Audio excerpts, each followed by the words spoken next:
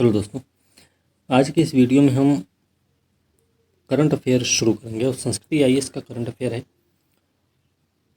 Exam के लिहाज से अच्छा है, ठीक है। कंटेंट कम है लेकिन बढ़िया कंटेंट है और एग्ज़ाम में पूछे जा सकने योग्य भी है। और अभी जैसे बीपीएससी 69 का एग्ज़ाम होने वाला है, तो बीपीएससी 69 में जो कब है 30 सितंबर को एग्ज़ाम है। तो एग्ज़ाम से कम हमको 15-16 महीने का करंट अफेयर कवर करना चाहिए, ठीक है।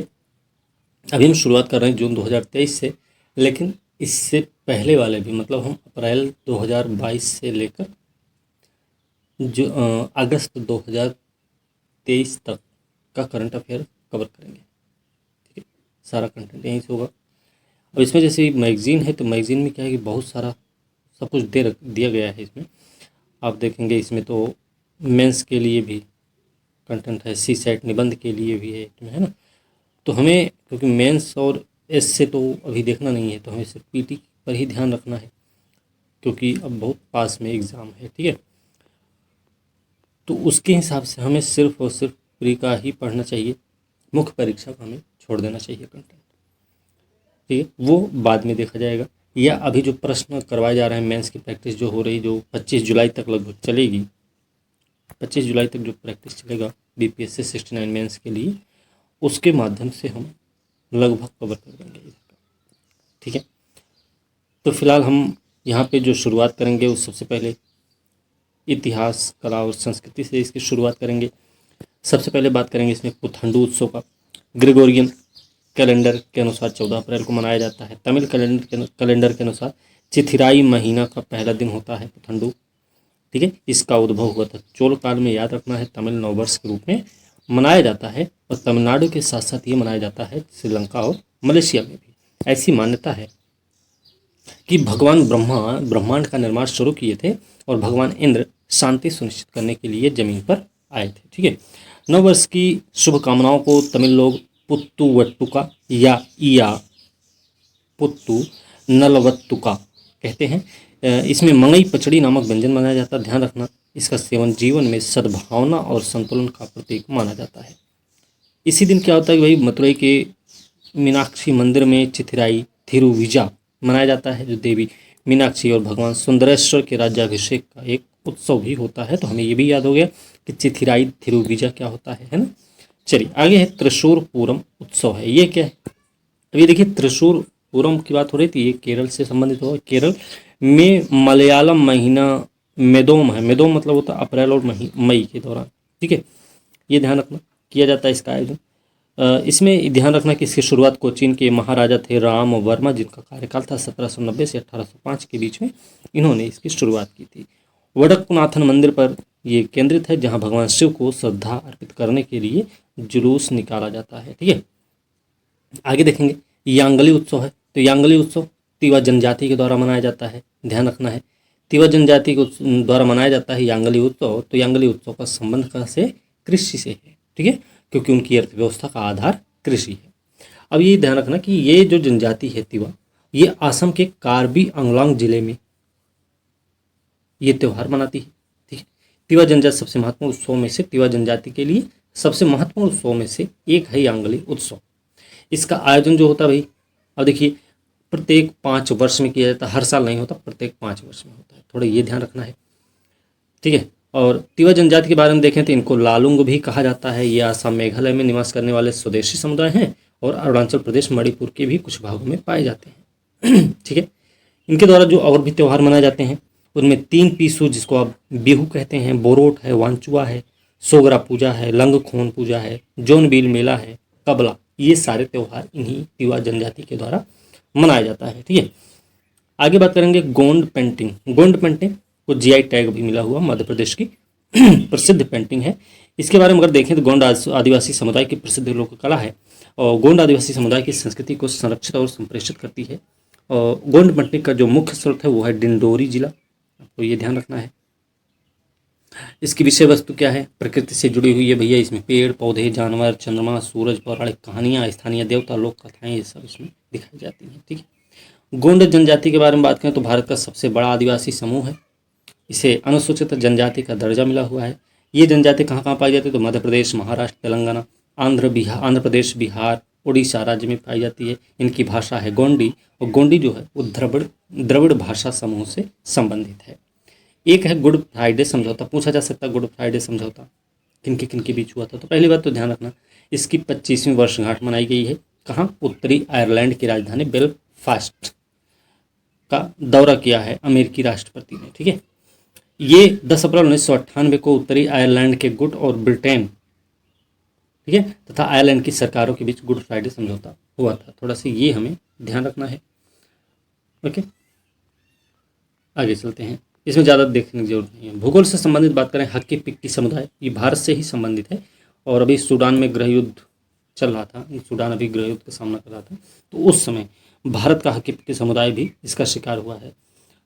ये हक्की पिक्की जो समुदाय है ये अर्ध खानाबदोश शिकारी है। कर्नाटक में विशेष रूप से वन के क्षेत्रों के आसपास निवास करती है। कन्नड़ में हक्की का अर्थ होता है पक्षी और पिक्की का अर्थ होता है पकड़ने वाले। तो हक्की पिक्की का मतलब क्या हुआ? पक्षी पकड़ने वाले। ठीक है, तो हमें ये ध्यान रखना है। ये गुजरात, राजस्थान के सीमावर्ती जिलों में भी पाए जाते हैं। इस जनजाति के लोग वाघरी जो है ना, दक्षिण भारत की एक अवर्गीकृत आदिवासी इंडो आर्यन भाषा है। उसके अलावा कन्नड़ और हिंदी बोलते हैं ये। तो वाघरी क्या है ये भी आपको पता हो गया। ये जनजाति क्रॉस कजिन विवाह को प्राथमिकता देती है। ये भी ध्यान रखना। मातृसत्तात्मक समाज है, बहुविवाह की प्रथा नहीं पाई जाती इसमें। ये सारी चीज़ें याद रखनी है। जैव प्रदीप्ति क्या है भाई? जैव प्रदीप्ति अभी चर्चा में रही है। तो विशाखापत्तनम के पास, याद रखना, विशाखापत्तनम के पास भीमली समुद्र तट पर जैव प्रदीप्ति नामक अनूठी प्राकृतिक घटना की वजह से एक विशेष चमक युक्त लहर देखी गई है। ठीक है, याद रखना इसको। आगे देखें, इसके बारे में देखा जाता है कि कृष्ण पक्ष के दौरान रात में अनुभव किया जाता है, जो पादप पलकों द्वारा समुद्री सतह से प्रकाश को उत्सर्जित करने से उत्पन्न होती है। ठीक है, ये स्पंज, जेलीफिश, कीड़े, मछली की कुछ प्रजातियां, एंथ्रोपोड्स, किनोडर्म्स और एक कोशिकीय शैवाल या तो शिकारियों से बचने के लिए या शिकार को आकर्षित करने के दौरान प्रदर्शित करते हैं। ये क्रिया तब होती है जब लूसीफेरेज एंजाइम ऑक्सीजन की उपस्थिति में चमक उत्पन्न करने के लिए लूसीफेरिन यौगिक के साथ प्रतिक्रिया करता है। इसका कारण क्या है? तो विशाखापत्तनम में घटित जैव प्रदीप्ति की घटना सबसे संभाव्य कारण नोक्टिलुका और सेराटियम वंश की डायनोफ्लैजिलेट प्रजातियों में शैवाल प्रस्फुटन है। डायनोफ्लैजिलेट एक सर्कैडियन चक्र, 24 घंटे का चक्र होता है। सर्कैडियन चक्र कितने घंटे का होता है? 24 घंटे का होता है, का पालन करते हैं। यह अनूठी घटना अंडमान में हैवलॉक द्वीप में, चेन्नई में थिरुवनमियूर समुद्र तट पे, कर्नाटक में मट्टू समुद्र तट, लक्षद्वीप में बंगाराम द्वीप सहित भारत के कुछ अन्य समुद्र तटों में भी दिखाई देती है। ठीक है, आगे चलते हैं। आगे इसके बारे में और कुछ है यहाँ पे? और कुछ नहीं। ये भारतीय मौसम विज्ञान विभाग के बारे में देख लेना चाहिए हमें थोड़ा सा। तो ये पृथ्वी विज्ञान मंत्रालय की एजेंसी है। प्रमुख रूप से मौसम संबंधी अवलोकन, मौसम पूर्वानुमान, भूकंप विज्ञान के लिए जिम्मेदार है। स्थापना हुई थी 1875 में। मौसम विज्ञान के महानिदेशक भारत मौसम विज्ञान विभाग के प्रमुख होते हैं। मुख्यालय नई दिल्ली में है। नई दिल्ली में 4, पुणे में 1 अतिरिक्त महानिदेशक हैं। प्रशासनिक तकनीकी नियंत्रण के लिए मुंबई, चेन्नई, नई दिल्ली, कोलकाता, नागपुर, गुवाहाटी में भी मुख्यालय के साथ एक उप महानिदेशक के अधीन 6 क्षेत्रीय मौसम विज्ञान केंद्र भी हैं। ठीक है, आगे चलते हैं। यहाँ पे एक राष्ट्रीय घटनाक्रम में बेली ब्रिज है। बेली ब्रिज क्यों चर्चा में रहा है? तो बेली ब्रिज जो है ना, काजीरंगा राष्ट्रीय उद्यान और टाइगर रिजर्व में वन रक्षकों की तीव्र आवाजाही के लिए सेना जो है बेली ब्रिज बनाने की संभावना पर विचार कर रही है। बेली ब्रिज है क्या? तो देखिए, बेली ब्रिज जो होता है ना, वो 3 प्रकार का होता है। एक वाहनीय होता है, एक प्री फैब्रिकेटेड होता है और एक होता है ट्रस ब्रिज। वाहनीय होता है जो एक स्थान से दूसरे स्थान पर ले जा सकते हैं। प्री फैब्रिकेटेड होता है जो किसी संरचना के घटकों या खंडों का संयोजन होता है। ट्रस क्या है? ट्रस है लकड़ी या धातु के त्रिकोणों को आपस में मिलाने से बना हुआ पुल होता है। इसका विकास हुआ था सबसे पहले 1940-41 में अंग्रेजों द्वारा द्वितीय विश्व युद्ध के दौरान किया गया था। ठीक है, ये हमें याद रखना है। और इसमें एक चीज़ और याद रखना है कि इसमें देखिए ऐतिहासिक पृष्ठभूमि के रूप में फिलहाल देखना चाहिए, लेकिन एक चीज़ याद रखना इसमें कि पहले प्रोटोटाइप का परीक्षण 1941 में, तो बेली ब्रिज का पूर्ण उत्पादन जुलाई 1941 शुरू हुआ और ये अफ्रीका में, उत्तरी अफ्रीका में इसका उपयोग किया गया 1942 में। सबसे लंबे बेली पुल को अक्टूबर 1975 में सेवा में लाया गया था। ऑस्ट्रेलिया के होबार्ट में डेरवेंट नदी, ऑस्ट्रेलिया में डेरवेंट नदी कहाँ है, तो आपसे ये पूछा जा सकता है, तो ये ऑस्ट्रेलिया में है। और इसके अलावा अब बात करें द्वितीय विश्व युद्ध के दौरान पहला operation Bailey bridge 237 field company RE Tunisia में, एक है मेडजेर्दा नदी कहाँ है, तो ट्यूनीशिया में है, ये भी आपको ध्यान रखने की ज़रूरत है। ठीक है, इसके लाभ हम आपको नहीं देखेंगे। फिर इसरो अंतरिक्ष पर्यटन योजना क्या है, तो इसरो अंतरिक्ष पर्यटन योजना देखिए, ये भारत अंतरिक्ष पर्यटन मॉड्यूल पर काम कर रहा है इसरो। ठीक है, ये सुरक्षित और पुनः प्रयोज्य है, ध्यान रखना, सुरक्षित और पुनः प्रयोज्य है। निम्न भूकक्षा में मानवयुक्त अंतरिक्ष उड़ान क्षमता के प्रदर्शन के माध्यम से अंतरिक्ष पर्यटन में अपनी क्षमताओं को विकसित कर रहा है। और इसकी प्रारंभिक योजना एक मजबूत एस्केप सिस्टम के साथ ऑन डिमांड लॉन्च, रिकवरी, पुनः प्रयोज्य, रेट्रो प्रोपल्शन, लैंडिंग सुनिश्चित करने के लिए प्रौद्योगिकियों के विकास पर केंद्रित होगा। इसको भारतीय राष्ट्रीय अंतरिक्ष संवर्धन प्राधिकरण केंद्र इन स्पेस के माध्यम से निजी कंपनियों के साथ साझेदारी में क्रियान्वित किया जाएगा। इन स्पेस क्या है, तो ये अंतरिक्ष विभाग के तहत एक स्वतंत्र नोडल एजेंसी है जो गैर सरकारी संस्थाओं की अंतरिक्ष गतिविधियों में भागीदारी सुनिश्चित करने में मदद करती है। अंतरिक्ष पर्यटन क्या होता है भाई, अंतरिक्ष पर्यटन अंतरिक्ष यात्रा का हिस्सा है। इसके तहत सामान्य लोगों को मनोरंजन या व्यावसायिक उद्देश्यों के लिए अंतरिक्ष यात्रा की सुविधा दी जा सकती है। ठीक है, इस क्षेत्र में कौन कौन सी कंपनी काम कर रही थी, एक है ब्लू ओरिजिन, ये भी काम कर रही है, एक वर्जिन गैलेक्टिक है, और स्पेसएक्स, ये सारी कंपनियां भी इस क्षेत्र में कार्य कर रही हैं। ठीक है, अब अंतरिक्ष पर्यटन के बारे में देखें तो कक्षीय पर्यटन एक शब्द है। कक्षीय पर्यटन जो होता है वो 400 किलोमीटर से अधिक होता है। यात्री एक सप्ताह से अधिक समय तक बिता सकते हैं यहाँ पे। अंतरिक्ष यान को अनिवार्य रूप से कक्षीय वेग प्राप्त करना होता है। कक्षीय वेग क्या होता है, तो कक्षीय वेग किसी पिंड की वो गति है जो किसी ग्रह के चारों ओर उसकी कक्षा में बने रहने के लिए ज़रूरी होता है। उपकक्षीय पर्यटन जो कि 100 किलोमीटर तक होगा, याद रखना, ये भी हमें ध्यान रखना है। और अंतरिक्ष में केवल कुछ मिनट व्यतीत कर सकते हैं। ठीक है, तो ये है। एक है नो योर मेडिसिन ऐप, ये क्या भाई, देखो, राष्ट्रीय एंटी डोपिंग एजेंसी ने खेल पारितंत्र में हितधारकों के मध्य जागरूकता बढ़ाने के लिए स्वच्छ खेल के लिए पथ प्रशस्त करना, पोषक तत्वों की खुराक के उपयोग से जुड़े जोखिम पर हितधारकों के साथ एक संवाद विषय पर नई दिल्ली में राष्ट्रीय सम्मेलन का आयोजन किया। किसने किया, राष्ट्रीय एंटी डोपिंग एजेंसी ने किया है। नो योर मेडिसिन ऐप के बारे में अगर देखें तो युवा कार्य खेल मंत्री ने सम्मेलन के दौरान know your medicine web mobile application भी लॉन्च किया। ये स्पोर्ट्स इकोसिस्टम दवाओं में प्रतिबंधित पदार्थ की मौजूदगी और दवाओं के उपयोग के बारे में सूचित विकल्प चुनने में सक्षम करेगी। ठीक है, ये क्या है आपका, नाडा, राष्ट्रीय डोपिंग रोधी एजेंसी क्या है ये युवा मामलों खेल मंत्रालय के तहत स्वायत्त निकाय है। स्थापना 2005 में हुई थी। खेलों में डोपिंग संबंधी मामलों को हल करने, देश में डोपिंग युक्त मुक्त खेल पारितंत्र विकसित करने के लिए इसकी स्थापना की गई थी। ठीक है, आगे है पहला 3D प्रिंटिंग डाकघर, तो ये बेंगलुरु में, ये भारत का पहला डाकघर हो जाएगा। ठीक है, और 3D प्रिंटिंग डाकघर क्या है भाई, ये उलसूर स्थित कैम्ब्रिज लेआउट में इस परियोजना के को लार्सन एंड टूब्रो द्वारा कार्यान्वित किया जा रहा है, जिसके पास 3D प्रिंटिंग भवनों के निर्माण का अनुभव है। ठीक है, ये बात हमें ध्यान रखनी है। इसके अलावा इसमें एक चीज़ और देख सकते हैं, 3D जो प्रिंटिंग को एडिटिव मैन्युफैक्चरिंग के रूप में भी जाना जाता है। और यह कंप्यूटर निर्मित डिज़ाइन का उपयोग करके परत दर परत त्रिआयामी वस्तु बनाने की एक विधि है। 3D प्रिंटिंग एक योगात्मक प्रक्रिया है जिसके द्वारा 3D के भागों का निर्माण करने के लिए सामग्री की परतों का निर्माण किया जाता है। ठीक है, चलिए आगे है जोजिला सुरंग के बारे में। जोजिला सुरंग क्यों चर्चा में रही है, जोजिला सुरंग लद्दाख और जम्मू कश्मीर के बीच सभी मौसम में संपर्क स्थापित करने के लिए इसका निर्माण किया जा रहा है, जो कि दिसंबर 2023 तक पूरा हो सकता है, ऐसी उम्मीद लगाई जा रही है। ठीक है, याद रखना कि क्षेत्र में कनेक्टिविटी में सुधार के लिए चल रही एक परियोजना के हिस्से के रूप में 25,000 करोड़ रुपए की लागत से 19 सुरंगों का निर्माण होगा। 25,000 करोड़ रुपया लगाया जाएगा। जोजिला सुरंग भारत की सबसे लंबी सड़क सुरंग होगी, जिसकी लंबाई होगी, कितनी लंबाई पूछी जा सकती है, 14.15 किलोमीटर। एशिया की सबसे लंबी द्विदिशात्मक सुरंग है।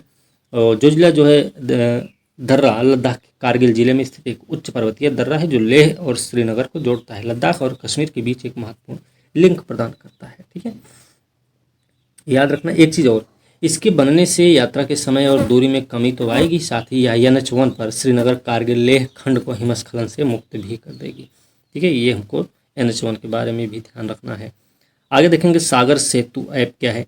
तो सागर सेतु ऐप के बारे में सबसे पहले तो ये ध्यान रखना है, इसका शुभारंभ किसने किया, तो ये है केंद्रीय पत्तन पोत परिवहन जलमार्ग मंत्री ने नेशनल लॉजिस्टिक पोर्टल के ऐप संस्करण सागर सेतु का शुभारंभ किया है। ठीक है, समुद्री व्यापार को बढ़ावा देगा, देश की अर्थव्यवस्था में उन्नति होगी। Log in module, service catalogue, common application format, letter of credit, bank guarantee, certification, track and trace आदि सुविधाओं का समावेश इसमें किया जाएगा। ये सारी चीज़ें हमें याद रखनी हैं। व्यापारियों को क्या लाभ हो सकता है, तो व्यापारियों के लाभ अगर देखा जाए तो इसमें स्वीकृति अनुपालन में लगने वाले टर्न अराउंड समय में कमी आएगी और उन्नत सुविधाएं मिलेंगी। कामकाज ट्रैकिंग संबंधी पारदर्शिता में वृद्धि होगी। सेवा प्रदाताओं को मिलने वाले लाभ, रिकॉर्ड और पेश किए गए लेन देन पर निगरानी रखने में मदद होगी। सेवा संबंधी अनुरोधों से जुड़ी सूचना की प्राप्ति भी होगी। यहाँ पे अंतर्राष्ट्रीय घटनाक्रम के बारे में बात करें तो फिनलैंड ने नाटो की सदस्यता ग्रहण की है। नाटो जो है 31वां सदस्य बना है। फिनलैंड नाटो का 31वां सदस्य बन गया है। नाटो में शामिल होकर फिनलैंड ने द्वितीय विश्व युद्ध के बाद यूरोप के गुटीय नीति में बदलाव को चिन्हित करते हुए रूस को अलग थलग कर दिया है। ठीक है, ध्यान रखना। और रूस के साथ फिनलैंड लगभग 1340 किलोमीटर लंबी सीमा साझा करता है, ये भी बात याद रखनी है। नाटो में शामिल होने के साथ ही नॉर्डिक देश फिनलैंड ने 70 से अधिक वर्ष पुरानी सैन्य गुटनिरपेक्षता की अपनी नीति को त्याग दिया है। तो नॉर्डिक देश भी है फिनलैंड, ये भी याद रखना है। शामिल हुआ है तो ठीक है, ये सब इतना नहीं देखना है। ठीक है, क्यों शामिल हुआ, इसका कारण क्या है, ये सब नहीं। इसमें नाटो के बारे में हम देख लें तो नाटो की स्थापना द्वितीय विश्व युद्ध के बाद शीत युद्ध के दौरान सोवियत संघ को नियंत्रित करने के उद्देश्य से 1949 में की गई थी। मुख्यालय है बेल्जियम का ब्रसेल्स। इसमें देखिए तो संस्थापक सदस्य के रूप में बेल्जियम है, कनाडा, डेनमार्क है, फ्रांस, आइसलैंड है, इटली, लग्जमबर्ग, नीदरलैंड, नॉर्वे, पुर्तगाल, यूके और यूएसए इसके संस्थापक सदस्य हैं। फिर बाकी उसमें शामिल देश भी, जैसे 1952 में ग्रीस और तुर्की शामिल हुआ, 55 में जर्मनी, 82 में स्पेन, 99 में चेक गणराज्य, हंगरी और पोलैंड आया, 2004 में Bulgaria, Estonia, Latvia, Lithuania, Romania, Slovakia और स्लोवेनिया इसमें शामिल हुए थे। फिर 2009 में अल्बानिया, क्रोएशिया आए, 2017 में मॉन्टेनीग्रो और 2020 में उत्तरी मैसिडोनिया और साथ में 2023 में फिनलैंड शामिल हुआ। अब 31 सदस्य हो गए इसके। ऑपरेशंस इंटरफ्लक्स क्या है भाई, इससे संबंधित हो सकती है बात। तो यूनाइटेड किंगडम में यूक्रेनी सैनिकों को बुनियादी सैन्य प्रशिक्षण प्रदान किया जा रहा है ऑपरेशन इंटरफ्लक्स के माध्यम से, और ये शुरू हुआ था जून 2022 में, याद रखना। सशस्त्र बलों को प्रशिक्षित करने, समर्थन प्रदान करने के लिए ब्रिटेन के नेतृत्व वाला बहुराष्ट्रीय सैन्य प्रशिक्षण अभियान है, ये बात याद रखनी है। यूके के अतिरिक्त और भी 9 भागीदार देश हैं इसमें। कनाडा है, न्यूजीलैंड, ऑस्ट्रेलिया है, नॉर्वे, डेनमार्क है, फिनलैंड, स्वीडन, लिथुआनिया और नीदरलैंड है। ठीक है, इसमें ये सारे देश भी शामिल हैं। बात करें ऑपरेशन ऑर्बिटल, ये ऑपरेशन ऑर्बिटल का ही अनुगामी है। ऑपरेशन ऑर्बिटल क्या था, तो ये 2015 में यूक्रेन के सशस्त्र बलों को प्रशिक्षित करने, समर्थन करने के लिए एक ब्रिटिश सैन्य अभियान था। ठीक है, ध्यान रखना। एक है टोकमकाक। टोकमकाक क्या भी, टोकमकाक बंदर की प्रजाति है। ये श्रीलंका ने चीन में भेजने की योजना बनाई है। ठीक है, ध्यान रखना। चीन कहता है कि वह इन्हें देश के 1000 अलग अलग चिड़ियाघरों में रखेगा। टोकमकाक श्रीलंका का स्थानिक बंदर है। स्थानीय रूप से इसको रिलेवा कहते हैं, रिलेवा कहते हैं। इसके सिर के शीर्ष पर घुमावदार बाल इसे अन्य बंदर प्रजातियों से अलग बनाते हैं। मादाओं की तुलना में नर बंदर शारीरिक रूप से बड़े होते हैं, ये भी याद रखना है। इनकी लंबी पूंछ वाले वंश मकाका की सबसे छोटी प्रजाति है। वैज्ञानिक नाम क्या है इनका, तो इनका वैज्ञानिक नाम है मकाका साइनिका। ठीक है, ये बंदर शुष्क क्षेत्रों और पहाड़ी क्षेत्रों में पाए जाते हैं। अंतर्राष्ट्रीय प्रकृति IUCN की लाल सूची में लुप्त प्राय के रूप में वर्गीकृत है। श्रीलंका सामान्यतः जीवित जानवरों का निर्यात नहीं करता है, किंतु उसने इसी वस्तु सूची से मोर, बंदरों की 3 प्रजाति और जंगली सुअर जैसे कुछ जानवरों को निकाल दिया है। अन्य तथ्य के रूप में बात करें तो अभी इससे पहले पाकिस्तान से गधों का आयात हुआ था चीन में। चीन गधे की खाल का उपयोग इजियाओ में एक प्रमुख घटक के रूप में करता है। इजियाओ क्या है, एक पारंपरिक चीनी दवा होती है जिसका उपयोग रक्त परिसंचरण, एनीमिया और प्रजनन संबंधी इलाज के लिए किया जाता है। हालांकि इसके औषधीय दावे अभी अप्रमाणित ही हैं। आगे बात करें, लिथुआनिया में नया मिशन कुछ आया है। लिथुआनिया की राजधानी क्या है, तो विल्नियस, आपको ये पता हो जानी चाहिए। रेजिडेंट मिशन के संचालन की घोषणा हुई है। और लिथुआनिया क्या है, एक बाल्टिक देश है, ये भी आपको याद रखना है। मिशन का उद्देश्य क्या है? भारत की विदेश नीति के उद्देश्यों को प्राप्त करने में मदद करेगा। लोगों से लोगों के संपर्क के विषय में गहराई से विचार करना होगा और भारतीय समुदाय के लिए सहायता प्रयासों को बढ़ाना, उनके हितों की रक्षा करना, भारत की कूटनीतिक पैठ का विस्तार करना, रणनीतिक साझेदारी को गहरा करना है। ठीक है, भारत को भी लाभ होगा, राजनयिक उपस्थिति में वृद्धि होगी, कंपनियों के लिए बाजार पहुंच में सहायता होगी, वस्तु सेवा के क्षेत्र में भारतीय निर्यात को बढ़ावा मिलेगा, साथ ही घरेलू उत्पादन रोजगार वृद्धि पर प्रत्यक्ष सकारात्मक प्रभाव भी पड़ेगा। एक है ट्रांस पैसिफिक पार्टनरशिप व्यापार संधि, इसको तो देखने की ज़रूरत नहीं है, यहाँ पे देख लेंगे। व्यापक प्रगतिशील प्रशांत पारीय साझेदारी समझौता क्या है?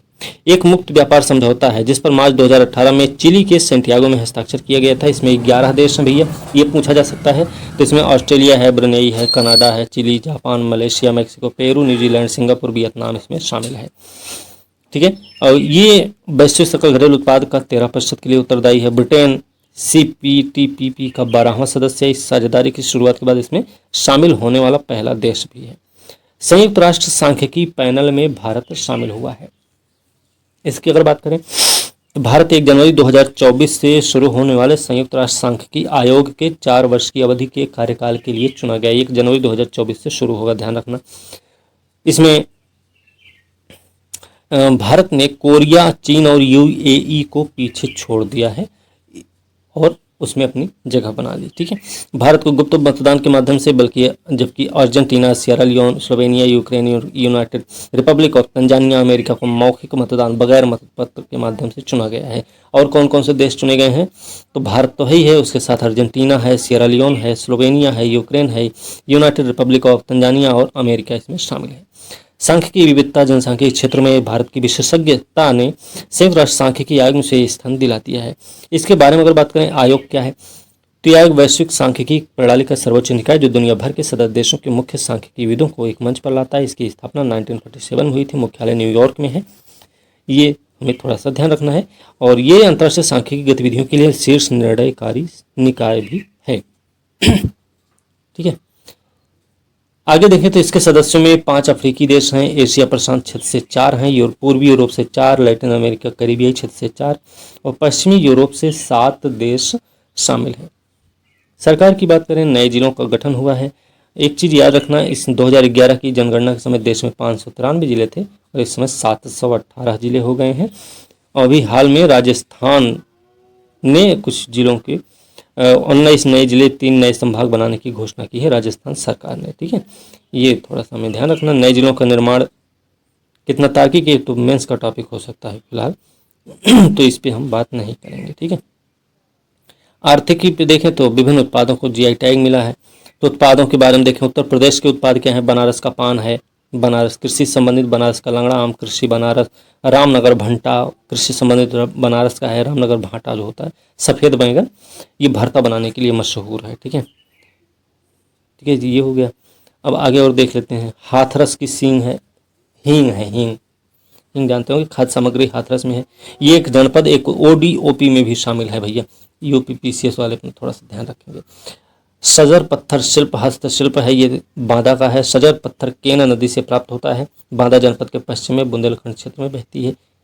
ठीक है, केन नदी, ये एक जनपद एक उत्पाद ODOP में भी शामिल है। इस पत्थर का प्रयोग आभूषण और सजावट का सामान बनाने में किया जाता है। आदम चीनी चावल क्या है? कृषि संबंधित चंदौली, उत्तर प्रदेश के चंदौली समेत आसपास के इलाकों में पैदा होता है। ये अलीगढ़ का ताला हस्तशिल्प, ये अलीगढ़ का है, वो 1 डिस्ट्रिक्ट 1 प्रोडक्ट में शामिल है। ये भी अपने ताला निर्माण के लिए फेमस है। विश्व का सबसे बड़ा ताला बनाया था 300 kg का, याद रखना।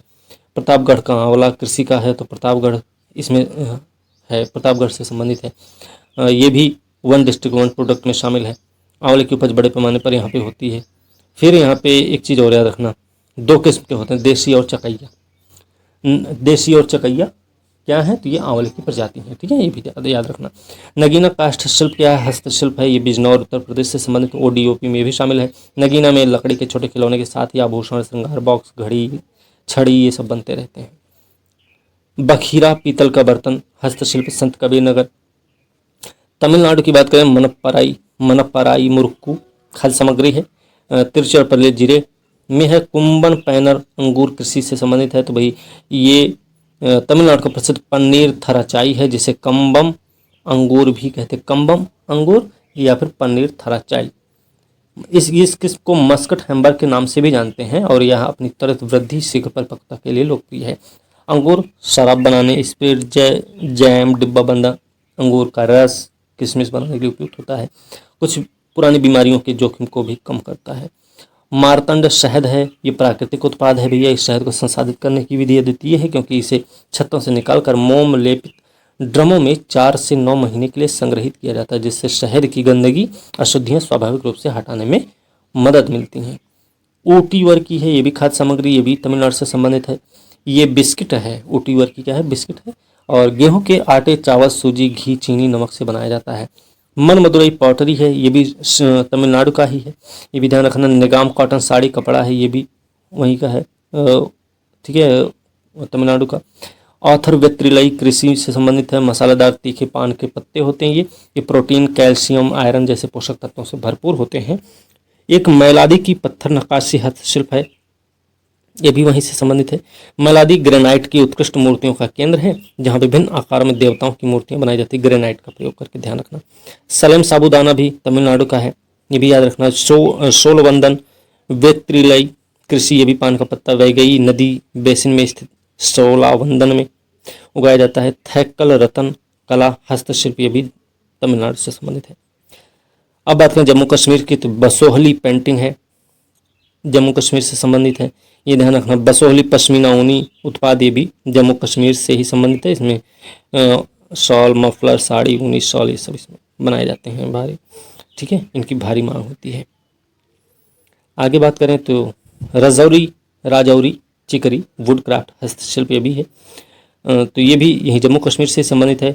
कलादी खाद्य सामग्री भैया, ये पनीर होती है, उधमपुर जिले में नाश्ते के रूप में प्रयुक्त होती है। इसे आमतौर पर गाय और या भैंस के दूध से बनाते हैं। भद्रवाह राजमा है, ये कृषि से संबंधित है, तो भद्रवाह घाटी में उगाया जाता है। राजमा में प्रोटीन, एंटीऑक्सीडेंट, फाइबर, विटामिन, खनिज, फाइटोन्यूट्रिएंट्स भरपूर मात्रा में होते हैं।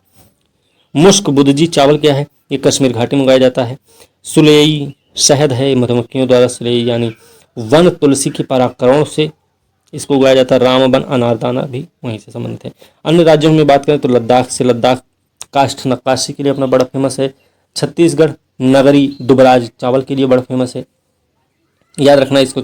छत्तीसगढ़ का बासमती भी कहते हैं। बिहार की बात कर लें, बिहार पीसीएस का एग्जाम देंगे तो बिहार का मरचा चावल कृषि का है। मरचा चावल काली मिर्च की तरह दिखता है, अपने स्वाद और सुगंधित चूड़ा बनाने के लिए प्रसिद्ध है। इसे स्थानीय स्तर पर मिर्चा, मरचैया, मारीचौ इस सब नाम से जाना जाता है। पश्चिमी चंपारण जिला इसका प्रमुख उत्पादक क्षेत्र है। मध्य प्रदेश गोंड पेंटिंग के लिए है। मध्य प्रदेश में रीवा, सुंदरजा आम भी वहीं उगाया जाता है। जीआई टैग होता क्या है ये पता होना चाहिए।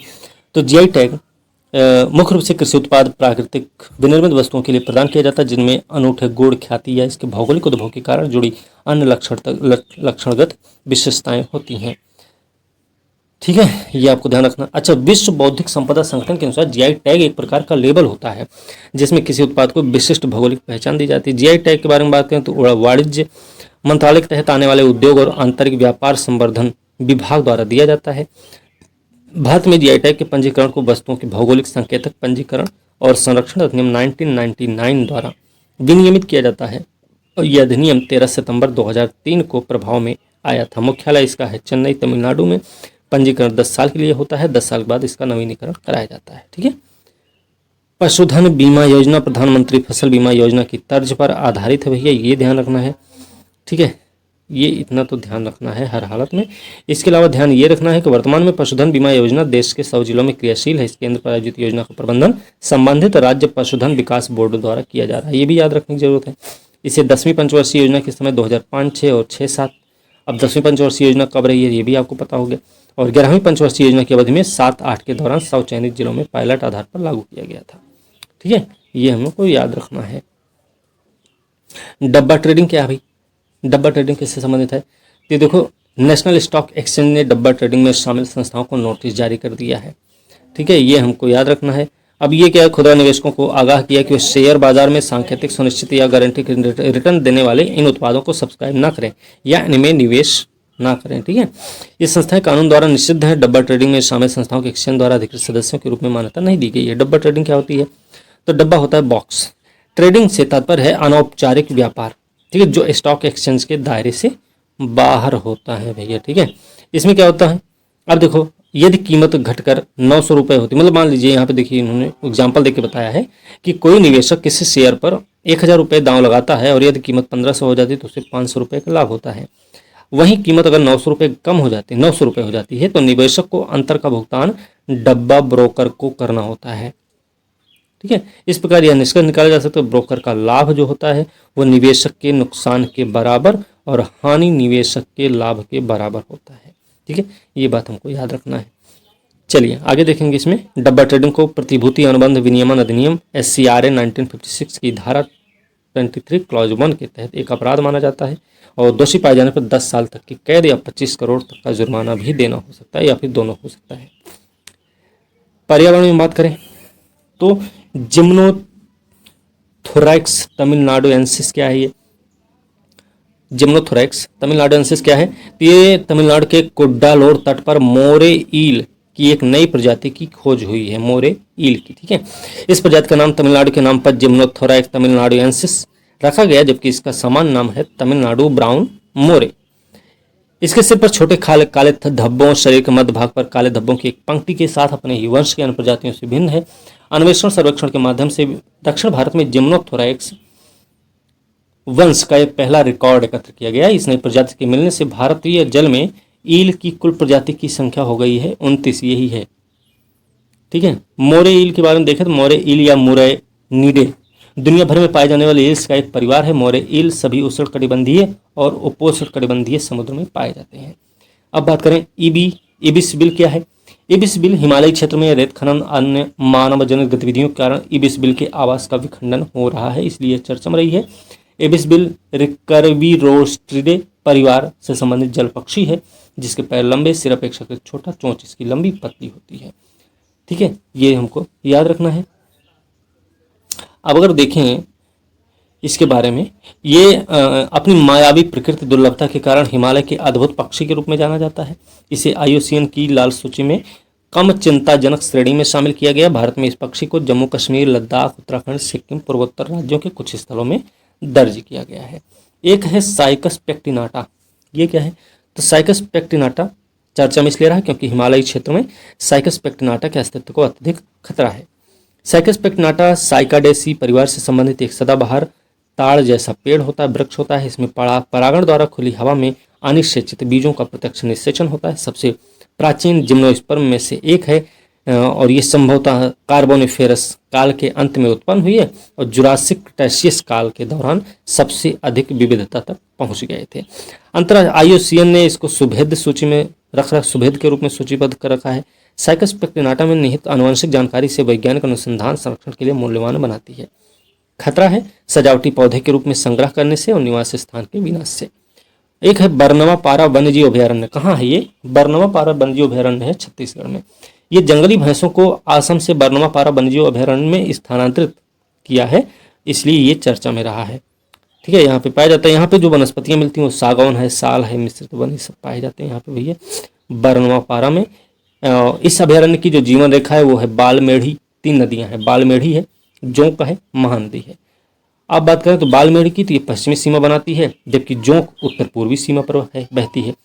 इसके भीतर में एक बालार जलाशय भी है जो आर्द्रभूमि के रूप में पक्षियों मछलियों को आश्रय भी देता है। यहाँ पर चीतल, सांभर, नीलगाय, जंगली सुअर, स्लॉथ बियर, जंगली कुत्ता ये सब पाया भी जाता है। मैंग्रोव पिट्टा पक्षी, ये क्या भाई? मैंग्रोव पिट्टा, जिसको पिट्टा मेघरेंचा भी कहते हैं, पक्षी ओडिशा के भितरकनिका और पश्चिम बंगाल के सुंदरबन सहित पूर्वी भारत के कुछ हिस्सों में पाए जाते हैं। ये भारत के तटीय मैंग्रोव वनों में मुख्य रूप से मिलती है। ये है पक्षी, देख लीजिए। ठीक है, भितरकनिका राष्ट्रीय उद्यान के अंदर महिपुरा नदी कहाँ बह रही तो आपको ये भी पता होगा कि मुहाने के समीप मैंग्रोव क्षेत्र में इनकी सर्वाधिक संख्या पाई जाती है। ये नियर थ्रेटन्ड में शामिल है, IUCN की नियर थ्रेटन्ड के रूप में वर्गीकृत है। ठीक है, अब भितरकनिका के बारे में बात करें तो भितरकनिका और राष्ट्रीय उद्यान सुंदरबन के बाद देश का दूसरा सबसे बड़ा मैंग्रोव पारिस्थितिकी तंत्र है। ये ब्राह्मणी और बैतरणी मुहाना क्षेत्र में स्थित है। 98 में राष्ट्रीय उद्यान नामित हुआ। चिल्का झील के बाद राज्य का दूसरा रामसर स्थल घोषित किया गया। अब यहाँ पे अगर प्रश्न पूछ लिया जाए तो चिल्का झील को कब रामसर स्थल में शामिल किया गया था? चिल्का झील के साथ और किस भारतीय स्थल को रामसर सूची में शामिल किया गया था? ये 2 प्रकार से प्रश्न आपके लिए हैं। यहाँ पाई जाने वाली वनस्पतियों में मैंग्रोव प्रजातियां हैं कैजुरिन कैजुरिना है, इंडिगो झाड़ी, ये सब घास यहाँ मिलती है। यहाँ पर देखेंगे तो अजगर भी मिलता है, काले आइबिस हैं, जंगली सुअर है, रीसस बंदर है, चीतल है, डार्टर है, कोबरा, मॉनिटर, लिजार्ड यहाँ पे पाए जाते हैं। यहाँ पे खारे पानी के मगरमच्छों की सर्वाधिक आबादी भी है। एशियाई ओपन बिल, जलकाग, एग्रेट जैसे पक्षी भी यहाँ पर देखे जाते हैं। वेम्बनाड झील की बात करें तो वेम्बनाड एनजीटी ने वेम्बनाड अष्टमुखी झील के संरक्षण में विफल रहने पर केरल सरकार पर 10 करोड़ का जुर्माना लगा दिया। और ये दोनों झीलें अर्धभूमि की रामसर सूची में शामिल हैं। ये जुर्माना जो लगा प्रदूषण भुगतान सिद्धांत के अनुसार लगाया गया है, याद रखना। वेम्बनाड झील के बारे में बात करते हैं, केरल की सबसे बड़ी और भारत की सबसे लंबी झील है। इसे वेम्बनाड कयाल, वेम्बनाड कोल, पुन्नमदा, कच्ची झील के नाम से भी जानते हैं। इसमें 4 नदियां, इसका जो स्रोत है वेम्बनाड झील की का सोर्स क्या है तो 4 नदियां हैं। कौन कौन सी? मीनाचिल है, अचनकोविल है, पंपा है, मणिमाला है। ठीक है, ये संकीर्ण अवरोधक द्वीप द्वारा अरब सागर से अलग है, ये भी आपको याद रखना। वेम्बनाड झील में प्रत्येक वर्ष वल्लम कली जो नेहरू ट्रॉफी बोट रेस होती है वो होती है यहीं पे। और झील के पूर्वी तट पर कुमार कोम पक्षी अभयारण्य भी स्थित है, ये भी याद रखना। कहाँ पे है कुमार कोम पक्षी अभयारण्य? 2002 में रामसर सूची में शामिल किया गया। पश्चिम बंगाल में सुंदरबन के बाद भारत का दूसरा सबसे बड़ा रामसर स्थल भी है। अब अष्टमुदी पर आए तो अष्टमुदी वेम्बनाड के बाद दूसरी सबसे बड़ी एस्चुअरी प्रणाली है। इसे 2002 में रामसर में शामिल किया गया था। एक बैकवाटर झील है, पश्चजल झील है। इसे झील को केरल के बैकवाटर का प्रवेश द्वार भी कहते हैं, ये भी ध्यान रखना। कल्लड़ा इस झील में गिरने वाली प्रमुख नदी है और मुनरो द्वीप इसी झील में अवस्थित है। मुनरो द्वीप नाम है इसका। ठीक है, अब एनजीटी के बारे में बात करें तो 18 अक्टूबर 2010 को इसकी स्थापना हुई थी राष्ट्रीय हरित अधिकरण अधिनियम 2010 के द्वारा। उद्देश्य क्या था इसका, ये भी ध्यान रखना थोड़ा। तो पर्यावरण वन संरक्षण से संबंधित मामलों और पर्यावरण से संबंधित किसी भी कानूनी अधिकार का प्रवर्तन करना, प्राकृतिक संसाधन व्यक्तियों और संपत्ति को हुए नुकसान के लिए राहत और मुआवजा देना, संबंधित या प्रासंगिक मामलों का प्रभावी व शीघ्र निपटान करना इसका प्रमुख उद्देश्य है।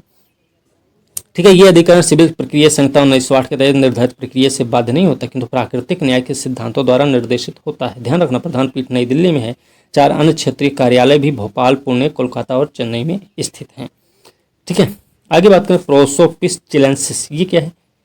प्रोसोपिस चिलेंसिस विदेशी आक्रामक प्रजाति मन्नार की खाड़ी बायोस्फीयर रिजर्व की स्वदेशी वनस्पतियों को नष्ट कर रही प्रोसोपिस चिलेंसिस क्या है? तो ये विदेशी आक्रामक प्रजाति है। ठीक है, याद रखना, ये फैबेसी परिवार से संबंधित वृक्ष की एक आक्रामक प्रजाति है। ये मूल रूप से मध्य चिली में पाई जाती है, दक्षिणी पेरू में मिलती है, बोलीविया में मिलती है, अर्जेंटीना के शुष्क क्षेत्रों में पाई जाती है। इसका उपयोग, ये सूखा प्रतिरोधी पौधा है। इसका उपयोग छायादार वृक्ष, ईंधन और पशुओं के चारे के रूप में किया जाता है। अब मन्नार की खाड़ी बायोस्फीयर रिजर्व के बारे में बात करें तो ये भारत का पहला समुद्री बायोस्फीयर रिजर्व है। दक्षिण और दक्षिण पूर्व एशिया में पहला समुद्री बायोस्फीयर रिजर्व भी है। बायोस्फीयर रिजर्व में 21 द्वीपों की एक श्रृंखला, 2 द्वीप पहले से ही जलमग्न है और रामनाथपुरम, तूतीकोरिन जिलों के तटों से सटी प्रवाल भित्तियां इसमें शामिल हैं। ठीक है, इसमें एक चीज और याद रखना, मन्नार की खाड़ी 3 अलग अलग तटीय पारिस्थितिक तंत्र जैसे प्रवाल भित्ति, समुद्री घास क्षेत्र, मैंग्रोव से संपन्न है। ये जैव विविधता दृष्टिकोण से विश्व के सर्वाधिक समृद्ध क्षेत्रों में से एक है। यहाँ पे क्या क्या मिलता है? समुद्री स्तनपायी डुगोंग, समुद्री कछुआ के भोजन का आधार ये है। ठीक है, यहाँ पे जो समुद्री घास पाई जाती है। अकशेरुकी अद्वितीय जीवित जीवाश्म बाल नोग्लोसस की अंतिम क्षणस्थली भी है जो अकशेरुकी को जोड़ता है। यह क्रस्टेशियाई, मोलस्क, एक्नोडर्म्स, मछलियों, कछुओं के कई अन्य स्तनधारियों के लिए एक महत्वपूर्ण आश्रय स्थल भी है। ये आर्कटिक वृत्त तक प्रवास करने वाले तटीय पक्षियों के लिए महत्वपूर्ण आवासों में से एक है। दिबांग वन्यजीव अभयारण्य है, इसके बारे में बात करें तो राष्ट्रीय बाघ संरक्षण प्राधिकरण NTCA के अनुसार अरुणाचल प्रदेश में स्थित दिबांग वन्यजीव अभयारण्य को बाघ अभयारण्य के रूप में अधिसूचित किया जाएगा, ऐसा है। और इदू मिश्मी लोगों द्वारा इसका विरोध भी किया जा रहा है। इदू मिश्मी यहाँ पे निवास करने वाले लोग हैं ये, और ये कह रहे हैं कि बाघ अभयारण्य जंगल में उनकी भूमि तक पहुंच को बाधित कर देगा। इदू मिश्मी और IUN कौन है ये? इदू मिश्मी अरुणाचल प्रदेश तिब्बत में बड़े मिश्मी समूह, अन्य 2 मिश्मी समूह दिगारू और मीजू हैं की एक उप जनजाति है। अपने बुनाई शिल्प कौशल की प्रसिद्ध इदू मिश्मी मुख्यतः तिब्बत की सीमा से लगी मिश्मी पहाड़ियों में निवास करते हैं। ठीक है, याद रखना इसके बारे में। इनकी जो भाषा होती है वो इदू मिश्मी भी कहते हैं इनकी भाषा को, और ये यूनेस्को ने लुप्तप्राय माना है। जीववादी विश्वास परंपरागत रूप से एनिमिस्ट के कारण वनस्पतियों और जीवों के साथ उनके गहरे संबंध हैं। हुलॉक, गिबन्स, बाघ जैसे जानवरों से इदू मिश्मी के मजबूत सांस्कृतिक संबंध है। और जो IUN है कि कठोर परंपरागत प्रणाली का पालन करते हैं जो उन्हें बाघों को मारने पर पूर्ण प्रतिबंध सहित कई जानवरों का शिकार करने से प्रतिबंधित हैं। ठीक है, तो बाघ को ये अपना बड़ा भाई भी मानते हैं, ये भी याद रखना। ठीक है ना। चलिए आगे देखेंगे। दिबांग के बारे में देख लेते हैं। जैव विविधता हॉटस्पॉट माना जाता है। थोड़ा याद रखना, ब्रह्मपुत्र की सहायक नदी दिबांग के नाम पर इसका नाम भी रखा गया है, थोड़ा ये भी ध्यान रखना है। यहाँ पर देखो क्या क्या मिलता है। यहाँ मुख्य रूप से समशीतोष्ण चौड़ी पत्ती वाले वन, समशीतोष्ण शंकुधारी वन जैसे रोडोडेंड्रॉन है, बांस है, ग्रेगरिया है, सुगा है, ये सब यहाँ पाए जाते हैं। ठीक है, यहाँ ये सब मिलते हैं भाई। यहाँ पे दुर्लभ मौसमी ताकिन, कस्तूरी मृग, घोरल, हिम तेंदुआ, बाघ, ये सब यहाँ पे पाए जाते हैं। 98 में इसको अधिसूचित किया गया था। बाघ अभयारण्य घोषित करने की योजना अभी कुछ समय से चल ही रही है। अप्रैल 22 में राज्य के पक्के टाइगर रिजर्व में आयोजित हुआ था 20वां NTCA की बैठक में ही दिबांग वन्यजीव अभयारण्य को टाइगर रिजर्व घोषित करने की अंतिम मंजूरी दी गई थी। ठीक है, एक है नेत्रावली वन्यजीव अभयारण्य, ये क्या है, गोवा में है। एक काले तेंदुए को नेत्रावली वन्यजीव अभयारण्य में छोड़ने की योजना बनाई गई है। नेत्रावली या नेत्रवली नदी इसमें प्रवाहित होती है, जुआरी की सहायक नदी है। सावरी और मैनापी नामक 2 बारहमासी यहाँ पे झरने भी हैं जो जीव जंतुओं के लिए आदर्श स्थान उपलब्ध कराते हैं। नेत्रावली वन्यजीव अभयारण्य के उत्तर में देखें तो भगवान महावीर वन्यजीव अभयारण्य है, और इसके पास में कोटिगांव वन्यजीव अभयारण्य भी यहीं पर है। तो ये भी पता हो गया कोटिगांव वन्यजीव अभयारण्य कहाँ है, भगवान महावीर वन्यजीव अभयारण्य कहाँ है, नेत्रावली कहाँ है। नेत्रावली जो वन्यजीव अभयारण्य है उसमें कौन कौन से झरने हैं और कौन सी नदी है वहाँ पे, तो ये सारी चीज़ें आपको मिल गई यहाँ पे। ठीक है, अब इसके बारे में देखें तो यहाँ पे तेंदुआ, 4 सींग वाला मृग, गौर, गौर मतलब बोसगोरस, मालाबारी, विशाल गिलारी, दुर्लभ मलय बगुला, कोलंबा, एल्फिंस्टन, वृहद चितकबरा, हॉर्नबिल, सफेद बिलदार treepie, grey headed bulbul, black panther, white bellied blue flycatcher और रूफस यहाँ पे पाए जाते हैं। ठीक है, Malabar banded swallowtail, Malabar tree, अप्सरा, ब्लू नवाब, मालाबार बैंडेड मोर, ये सब यहाँ पाए जाते हैं। ठीक है ना। चलिए, ये बाघ वाली जो बात है ना, इसका एक वीडियो बना रखे करीब 50-55 मिनट का है, तो देख लेना। लेकिन इसमें इतना ध्यान रखना है कि अभी जो नवीनतम आंकड़ा आया ना, उसमें बाघों की संख्या हो गई है 3167। दुनिया की कुल आबादी का लगभग 75% हिस्सा है, याद रखना। और ये आंकड़े जो हैं अनंतिम हैं, राज्यवार गणना अभी पूरी नहीं हुई है, इसलिए संख्या भिन्न हो सकती है। इसके अंतिम आंकड़े 3 महीने के भीतर आने की उम्मीद भी है। 2006 में बाघों की संख्या थी 1411 से बढ़कर 2014 में 2226 हुई, 18 में हो गई 2967। बाघ दिवस भी मनाया जाता है, ये आपके लिए प्रश्न है। आप बताएंगे कितने बाघ रिजर्व हैं इसमें भारत में। फिलहाल यहाँ पे देख सकते हैं बाकी चीज़ें। केंद्र सरकार ने प्रबंधन प्रभावशीलता मूल्यांकन MEE के 5वें चक्र को जारी किया, जिसमें केरल के पेरियाल टाइगर रिजर्व ने 94.3% का MEE स्कोर के साथ देश में सभी बाघ अभयारण्यों में शीर्ष स्थान प्राप्त कर लिया है। उसके बाद सतपुड़ा जो मध्य प्रदेश में, फिर बांदीपुर कर्नाटक दूसरे स्थान पर है, नागरहोल टाइगर रिजर्व तीसरे स्थान पर है। ये मूल्यांकन जो है 32 पैरामीटर के आधार पर जारी किया गया है, ये भी आपको ध्यान रखने की ज़रूरत है। ठीक है, एराविकुलम राष्ट्रीय उद्यान है, ये क्या है इसके बारे में बात करें तो एराविकुलम राष्ट्रीय उद्यान के भीतर एक फर्नारियम स्थापित है, जो पहली बार है जब हिल स्टेशन में इस तरह का फर्न संग्रह स्थापित किया जा रहा है। एराविकुलम इसलिए चर्चा में रहा है। ठीक है, 12 साल में एक बार खिलने वाले फूल नील कुरिंजी यहाँ पाया जाता है। 78 में से राष्ट्रीय उद्यान घोषित किया गया था। भारत सबसे ऊंची चोटी अनायमुड़ी इस उद्यान के दक्षिण किनारे पर स्थित है। याद रखना, ये घास, पहाड़ियाँ, शोला वन यहाँ पाए जाते हैं। दक्षिण पश्चिम मानसून निवर्तन के दौरान भारी वर्षा यहाँ होती है। स्तनधारियों की 29 प्रजातियां हैं, इनमें से 5 पश्चिमी घाट की स्थानिक प्रजाति है। इसमें नीलगिरी, ताहर, गौर, भालू, नीलगिरी रंगूर, बाघ, तेंदुआ, विशालकाय गिलहरी, जंगली कुत्ते, ये सब यहाँ पे पाए जाते हैं। ठीक है, चलिए आगे देखेंगे। लुप्तप्राय नीलगिरी ताहर की आधी वैश्विक आबादी यहाँ निवास करती है, ये भी याद रखने की जरूरत है भैया।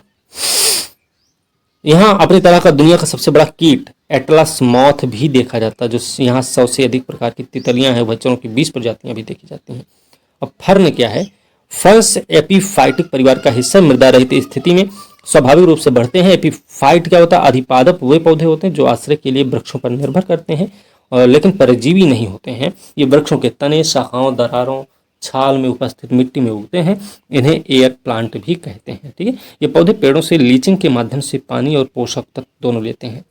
फर्न स्वस्थ वनों के पारिस्थितिक संकेतक होते हैं, याद रखना है। ठीक है, आगे देखेंगे। प्रोजेक्ट टाइगर और प्रोजेक्ट एलिफेंट के लिए साझा कोष स्थापित किया गया है। केंद्र सरकार ने 2 प्रमुख पशु संरक्षण योजना प्रोजेक्ट टाइगर और प्रोजेक्ट एलिफेंट के लिए अलग अलग कोष का विलय करके एक कॉमन कोष बनाया है। ठीक है, इसमें ये ध्यान रखना है कि प्रोजेक्ट टाइगर को भैया 50 साल पूरा हुआ है और प्रोजेक्ट एलिफेंट को 30 साल पूरा हुआ है। ठीक है, ध्यान रखना। प्रोजेक्ट टाइगर एलिफेंट के लिए प्रशासनिक तंत्र पहले की तरह कार्यरत होंगे, केवल एक साझा मद के तहत धन उपलब्ध कराया जाएगा। ठीक है, ये आपको इतना ध्यान रखना है इसमें। और इसमें और तो कुछ भी ध्यान नहीं रखने की ज़रूरत है। ओके, इसमें ये ध्यान रखना 2011 में तत्कालीन योजना ने 3 केंद्र प्रायोजित योजनाओं project tiger, project elephant, development of wild life habitat के विलय का प्रस्ताव किया था। कब किया था? 2011 में। प्रोजेक्ट टाइगर के बारे में सबको पता है। 1 अप्रैल 1900 सितंबर में शुरू हुआ था और इसके अंतर्गत कॉर्बेट टाइगर रिजर्व पहला राष्ट्रीय उद्यान के रूप में शामिल हुआ। उद्देश्य था भारत में बाघ संरक्षण को बढ़ावा देना। प्रारंभ में इसको 18,278 वर्ग किलोमीटर क्षेत्र में 9 टाइगर रिजर्व शामिल किए गए थे, लेकिन आज के समय में 75,000 वर्ग किलोमीटर क्षेत्र, मतलब देश का लगभग कुल भौगोलिक क्षेत्र का 2.4% से अधिक क्षेत्र में विस्तृत है 53 टाइगर रिजर्व। ठीक है, इसे IUCN की लुप्तप्राय, एंडेंजर्ड और भारतीय वन्यजीव संरक्षण अधिनियम 1972 की अनुसूची 1 के तहत सूचीबद्ध किया गया है। प्रोजेक्ट एलिफेंट क्या है? इसको 1992 में शुरू किया गया था। हाथी संरक्षण को समर्थन देता है और हाथी आबादी वाले प्रमुख राज्यों को वित्तीय तकनीकी सहायता भी दी जाती है। उद्देश्य क्या है? मानव हाथी संघर्ष जैसे मुद्दों को हल करना, पालतू बंदी हाथियों जैसे चिड़ियाघर, अभयारण्य, सर्कस, शिविर में रखे गए का कल्याण करना, हाथी उनकी आवास गलियारों की रक्षा करना, हाथियों को उनके दांतों से होने वाले नुकसान को कम करना है। भारत में वैश्विक जंगली हाथियों की आबादी का 60% से अधिक हिस्सा है। ठीक है, ध्यान रखना। दक्षिणी और पूर्वोत्तर भारत, मध्य और उत्तरी क्षेत्रों में, पूर्व मध्य और उत्तरी क्षेत्रों में पाए जाते हैं हाथी, ये आपको याद रखना। अब गज उत्सव की बात करें, 30 साल पूरा हुआ है। इसके उपलक्ष्य में कब मनाया गया? 7 अप्रैल 2023 को। कर्नाटक के बाद असम में हाथियों की दूसरी सर्वाधिक आबादी है। ध्यान रखना। यूनेस्को विश्व धरोहर स्थल होने के कारण काजीरंगा राष्ट्रीय उद्यान गज उत्सव के लिए एक आदर्श स्थल है। तो गज उत्सव कहाँ मनाया गया? काजीरंगा में। और काजीरंगा को 2006-7 में टाइगर रिजर्व घोषित किया गया था, ये भी याद रखने की जरूरत है। ये मिकिर पहाड़ियों की तलहटी में ब्रह्मपुत्र नदी के दक्षिणी तट पर स्थित है। ठीक है, आगे बात करें ग्रेट निकोबार द्वीप परियोजना। NGT ने ग्रेट निकोबार परियोजना पर रोक लगाने का आदेश दिया। पर्यावरण, वन, जलवायु परिवर्तन मंत्रालय द्वारा दी गई पर्यावरण मंजूरी पर पुनर्विचार के लिए एक समिति भी गठित की है। परियोजना के बारे में देखें तो ये दक्षिणी छोर पर लागू की जाने वाली एक बड़ी परियोजना है। अनुमानित व्यय इसका 72,000 करोड़ रुपया है, याद रखना। उद्देश्य ग्रेट निकोबार की द्वीप की अप्रयुक्त क्षमता का दोहन करना, उनके प्राकृतिक पारिस्थितिकी तंत्र और समृद्ध जैव विविधता को संरक्षित करते हुए कुछ पहचाने गए द्वीपों के समग्र विकास का मॉडल स्थापित करना है। एक अंतर्राष्ट्रीय कंटेनर ट्रांसशिपमेंट टर्मिनल, एक ग्रीनफील्ड अंतर्राष्ट्रीय हवाई अड्डा, एक बिजली संयंत्र और एक टाउनशिप कॉम्प्लेक्स का निर्माण किया जाएगा। यहाँ पे संचालन इसका नीति आयोग द्वारा होगा। नोडल एजेंसी है अंडमान निकोबार द्वीप समूह एकीकृत विकास निगम। ठीक है, ये थोड़ा सा हमें याद रखना है इसमें। अब और आगे थोड़ा सा इसमें देखेंगे। ग्रेट निकोबार द्वीप के बारे में देखें तो ये यहाँ पे 2 स्थानीय जनजाति हैं, शोम्पेन और निकोबारी, इनका आवास है।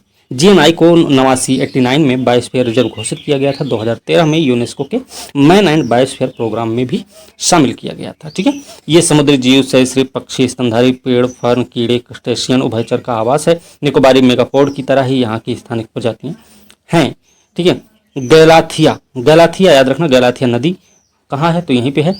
गैलाथिया नदी के दोनों ओर के समुद्र तट उत्तरी हिंद महासागर में दुनिया के सबसे बड़े समुद्री कछुआ लेदरबैक के लिए महत्वपूर्ण आश्रय स्थल है। ठीक है, तो ये भी आपको याद रखना, नेस्टिंग साइट है। ठीक है, ये भी आपको ध्यान रखना है।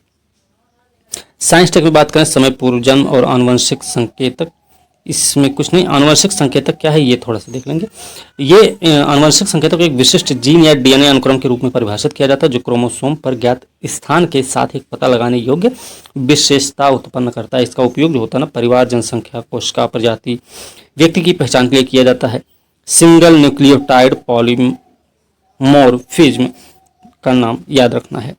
ठीक है, ये थोड़ा सा हमें ध्यान रखना है। बाकी और इसमें क्या ध्यान रखना, गर्भइनी पहल क्या है? गर्भइनी पहल क्या है भाई? जैव प्रौद्योगिकी विभाग के तहत एक सहयोगी अंतः विषय कार्यक्रम के रूप में पहल है। सहयोगी संस्थान कौन कौन से हैं? तो थोड़ा इनका नाम याद रखना।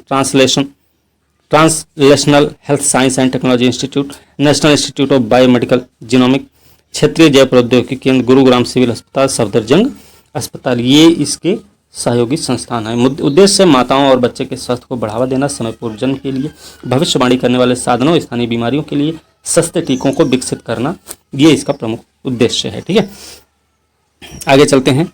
आगे जब देखेंगे तो यहाँ पे एपस्टीन बार वायरस है।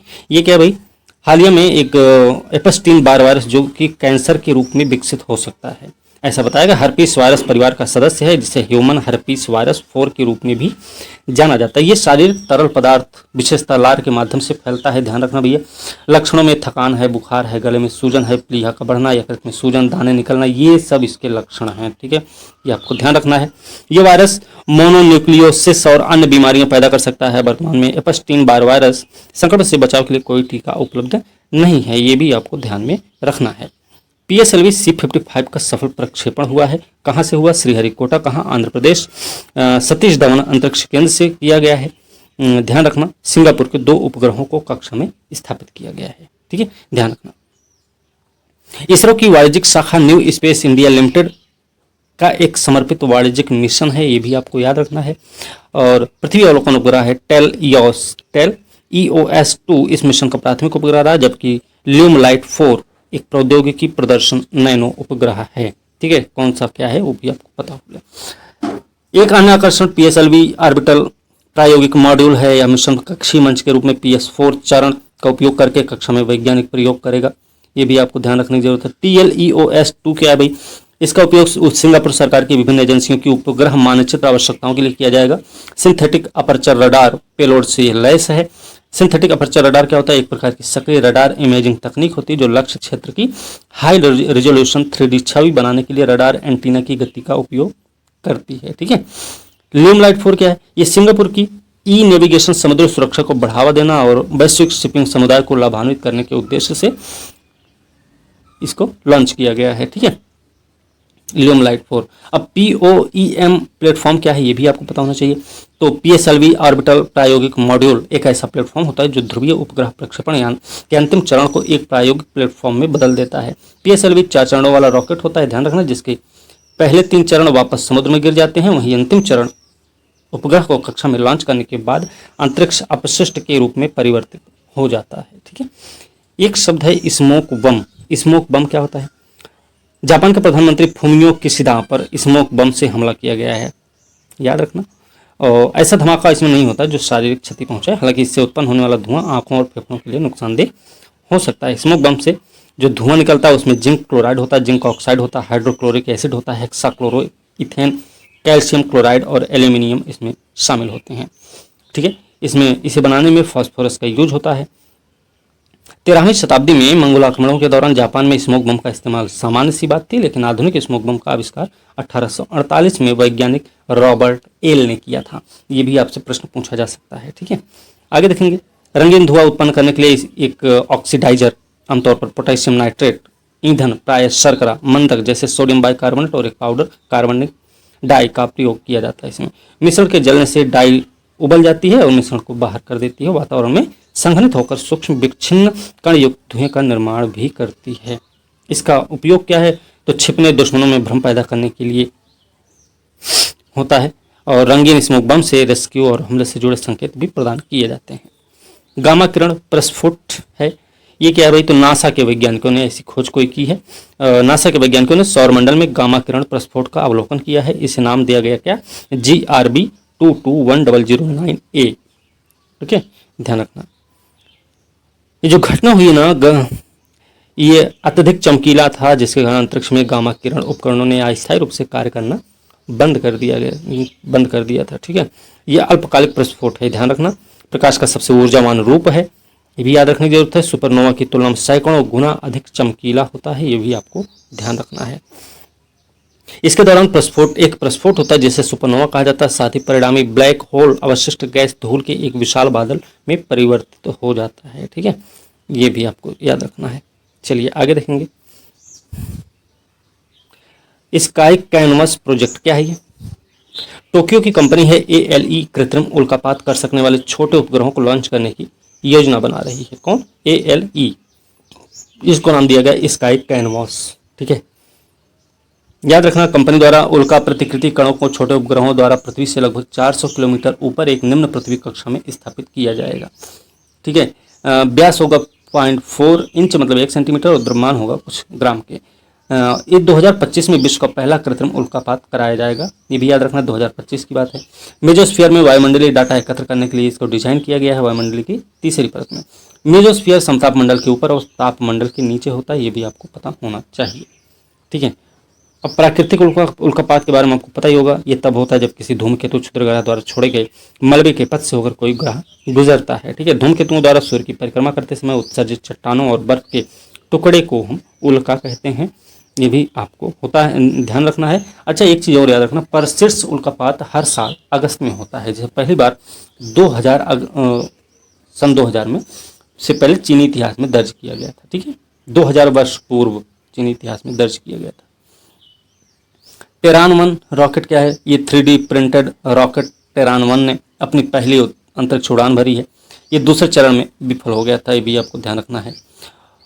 फ्लोरिडा के केप कनवरल स्पेस सेंटर से लॉन्च किया गया, निर्माण किया था कैलिफोर्निया की कंपनी है रिलेटिविटी स्पेस ने किया था। ठीक है, 85% हिस्सा इसका 3D प्रिंटेड पार्ट से बना है, लंबाई 110 फीट है, व्यास है 7.5 फीट 2.2 मीटर है। 2 चरण इंजन वाले इस रॉकेट के पहले चरण में 9 3D प्रिंटेड इयॉन 1 इंजन, दूसरे में 3D printed ion vacuum engine लगाया गया था, ये भी याद रखना है। अंतरिक्ष में पहुंचने पर रॉकेट के दूसरे चरण का इंजन कुछ समय के लिए प्रज्वलित हुआ, किंतु अंततः कक्षा तक पहुंचने में विफल हो गया था। रिलेटिविटी स्पेस द्वारा एक बड़े रॉकेट टेरान आर का निर्माण किया जा रहा है, ये 20,000 किलोग्राम की पेलोड को पृथ्वी की निचली कक्षा में स्थापित करने में सक्षम होगा। ठीक है, EOS-06 उपग्रह है, इसरो ने पृथ्वी अवलोकन उपग्रह है। EOS-06 उपग्रह क्या है? तो ये पृथ्वी अवलोकन उपग्रह है, ध्यान रखना। इसरो ने पृथ्वी अवलोकन उपग्रह EOS-06 द्वारा ली गई पृथ्वी की तस्वीरें अभी जारी की हैं जल्दी में। ठीक है, ये जो छवियां हैं इसरो के राष्ट्रीय रिमोट सेंसिंग सेंटर द्वारा उत्पन्न मोजेक या पैटर्न या छवि हैं, ये आपको ध्यान रखना। ये है क्या? यह ओशनसैट श्रृंखला में तीसरी पीढ़ी का उपग्रह है। पिछले मतलब नवंबर में 8 नैनो उपग्रहों के साथ PSLV C54 से लॉन्च किया गया था, ये आपको याद रखना। ओशनसैट 2 की सेवाएं निरंतर प्रदान करता है। ठीक है, इसमें 4 महत्वपूर्ण पेलोड हैं, कौन कौन से? ओशन कलर मॉनिटर OCM3, समुद्र सतह तापमान निगरानी SSTM, इसके साथ साथ क्या क्या है? KU बैंड प्रकीर्णन मापी SCAT3 और आर्गोस है इसमें शामिल है। ठीक है, ये आपको ध्यान रखना है। ये क्या करेगा? ये समुद्र विज्ञान, जलवायु, मौसम संबंधी अनुप्रयोगों के लिए ओशन कलर डाटा, समुद्र की सतह के तापमान, पवन वेक्टर डाटा का निरीक्षण करता है। उपग्रह जो है क्लोरोफिल का उपयोग करके मछली पकड़ने के संभावित क्षेत्र, समुद्री क्लोरोफिल का उपयोग करके, ध्यान रखना, समुद्र सतह के तापमान और पवन की गति तथा भूमि आधारित भूभौतिकीय मापदंडों का भी समर्थन करता है। ठीक है, ये आपको ध्यान रखना है। आगे देखते हैं मीरकैट टेलीस्कोप क्या है। खगोलविदों ने दक्षिण अफ्रीका के मीरकैट टेलीस्कोप से डाटा प्राप्त करने के लिए मशीन लर्निंग का उपयोग किया है। ये देखें तो ये भाई अफ्रीका के उत्तरी केप प्रांत में स्थित है, एक स्क्वायर किलोमीटर एरे टेलीस्कोप है। इसे मूल रूप से कारू एरे टेलीस्कोप के रूप में भी जाना जाता है, जिसमें 20 नए रिसेप्टर्स शामिल हैं। ठीक है, ध्यान रखना। वर्तमान में मीरकैट आपस में जुड़े 64 रिसेप्टर्स की एक श्रृंखला है। ये ध्यान रखना, ब्रह्मांड के विकास, मौजूद प्रत्येक चीज का अध्ययन करने के लिए अंतरिक्ष से रेडियो संकेतों का उपयोग करता है। ठीक है, ऑड रेडियो सर्कल क्या है? ये बहुत बड़ी रहस्यमयी खगोलीय वस्तु है जो अत्यधिक गोलाकार रेडियो तरंग दैर्घ्य पर किनारों के साथ चमकीली होती है। हालांकि यह रेडियो तरंग दैर्घ्य में चमकीली होती, किंतु इन्हें दृश्य अवरक्त एक्सरे तरंग दैर्घ्य में नहीं देखा जा सकता है। ठीक है, ये आगे है heat shock protein 47। Heat shock protein 47 क्या है? तो साइंस जर्नल में प्रकाशित है कि भाई शीत निद्रा के दौरान भालुओं में रक्त ना जमने का कारण हीट शॉक प्रोटीन 47 होता है। ठीक है, शीत निद्रा के दौरान भालुओं में हीट शॉक प्रोटीन 47 का उत्पादन कम हो जाता है, जिससे रक्त में थक्का नहीं बनता है। ध्यान रखना, प्लेट इसकी सतह पर उपस्थित होता है, कोलेजन के साथ बंध बनाने में इनकी मदद करता है। भालुओं में यह घटना अद्वितीय नहीं है, मनुष्य और सूअरों में भी गतिहीनता की स्थिति में HSP47 का उत्पादन कम हो जाता है। मनुष्य और सूअर में भी ऐसा होता है। ठीक है, ये भी आपको ध्यान रखना है। आगे देखेंगे, इसमें गहरी शिराओं में थ्रोम्बोसिस फुफ्फुसीय एम्बोलिज्म को सामूहिक रूप से शिरापरक थ्रोम्बो एम्बोलिज्म कहा जाता है। ये आपको ध्यान रखना है। यूरेनियम का नया समस्थानिक खोजा गया भैया। जापान में भौतिकविदों ने यूरेनियम के नए समस्थानिक, जिसका नाम क्या रखा, यूरेनियम 241, इसकी खोज हुई है। 79 के बाद किसी नए न्यूट्रॉन समृद्ध यूरेनियम समस्थानिक की पहली खोज हुई है अभी, ठीक है, ये आपको ध्यान रखना है। इसमें तो और कुछ नहीं। समस्थानिक क्या होता है, एक ही तत्व के वे परमाणु होते हैं जिनकी परमाणु संख्या समान होती है, लेकिन परमाणु भार या द्रव्यमान संख्या जो होती है वो भिन्न होती है। इनमें प्रत्येक परमाणु में प्रोटॉनों की संख्या समान होती है, लेकिन न्यूट्रॉन की संख्या अलग अलग होती है। किसी नाभिक में प्रोटॉन की संख्या आवर्त सारणी पर तत्व की परमाणु संख्या निर्धारित करती है, आपको ये याद रखना है। मैजिक नंबर क्या है, मैजिक नंबर एक किसी नाभिक में विद्यमान निश्चित प्रोटॉन न्यूट्रॉन की संख्या होती है, जिसके परिणाम स्वरूप नाभिक अत्यधिक स्थिर होता है। सबसे भारी ज्ञात मैजिक नाभिक कौन सा है, वो है सीसा। सीसा में 82 प्रोटॉन पाए जाते हैं, ये याद रखना है। यूरेनियम क्या भाई, रेडियो एक्टिव तत्व है, इसमें परमाणु संख्या होती है 92, ये आपको ध्यान रखना है। एक्टिनाइड श्रेणी का तत्व होता है आवर्त श्रेणी में, ठीक है। बस इसमें और कुछ नहीं देखना है, ये पहले ही हो चुका है। मिशन का फायदा वायदा इसे बता दिए पहले से ही। यहाँ पे जोस मिशन है। जोस मिशन किससे संबंधित है, यूरोपीय अंतरिक्ष एजेंसी ने फ्रेंच गुयाना स्थित अंतरिक्ष स्टेशन से एरियन 5 लॉन्चर पर जोस मिशन क्या है, फुल फॉर्म है इसका, जुपिटर ले मून्स एक्सप्लोरर जूस लॉन्च किया है, ठीक है, ध्यान रखना। ईएसए ने जोस मिशन को 2031 में बृहस्पति तक पहुंचाने का लक्ष्य रखा है। निर्माण किया है एयरबस डिफेंस एंड स्पेस के नेतृत्व में एक औद्योगिक संघ द्वारा। उद्देश्य सौरमंडल के सबसे बड़े ग्रह और उसके बर्फीले ग्रहों की विस्तृत खोज करना, जिससे में संभावित रूप से रहने योग्य वातावरण होगा।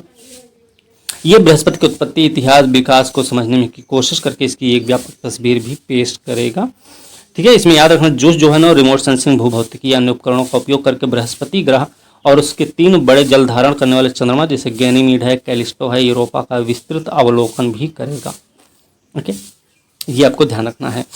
जूस जो है ना, बृहस्पति पर पहुंचने के लगभग 4 साल के बाद गैनीमीड की कक्षा में चला जाएगा, ये याद रखना। गैनीमीड के घूर्णन, इसके गुरुत्वाकर्षण के मापन, आकार, आंतरिक संरचना, चुंबकीय क्षेत्र आदि की व्यापक जांच भी करेगा। गैनीमीड क्या है, तो गैनीमीड के बारे में याद रखना भैया, सौरमंडल का सबसे बड़ा उपग्रह है।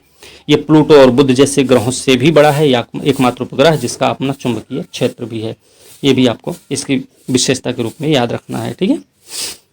चलिए, इसमें इसके संबंधित बृहस्पति से संबंधित और भी बात ध्यान रखें, जैसे गैलीलियो 1995 से 2003 तक 20 ग्रह की परिक्रमा की, और दूसरा है जूनो मिशन 2016 में, इसकी परिक्रमा 2016 से कर रहा है। Tropospheric emission monitoring of pollution, tempo क्या है भाई, टेम्पो के बारे में अगर देखें तो स्पेसएक्स फाल्कन 9 रॉकेट को फ्लोरिडा से सफलतापूर्वक लॉन्च किया गया है। नासा का एक नया उपकरण है tropospheric emission monitoring of pollution, tempo, उत्तरी अमेरिका में वायु प्रदूषण को ट्रैक कर सकता है, ठीक है।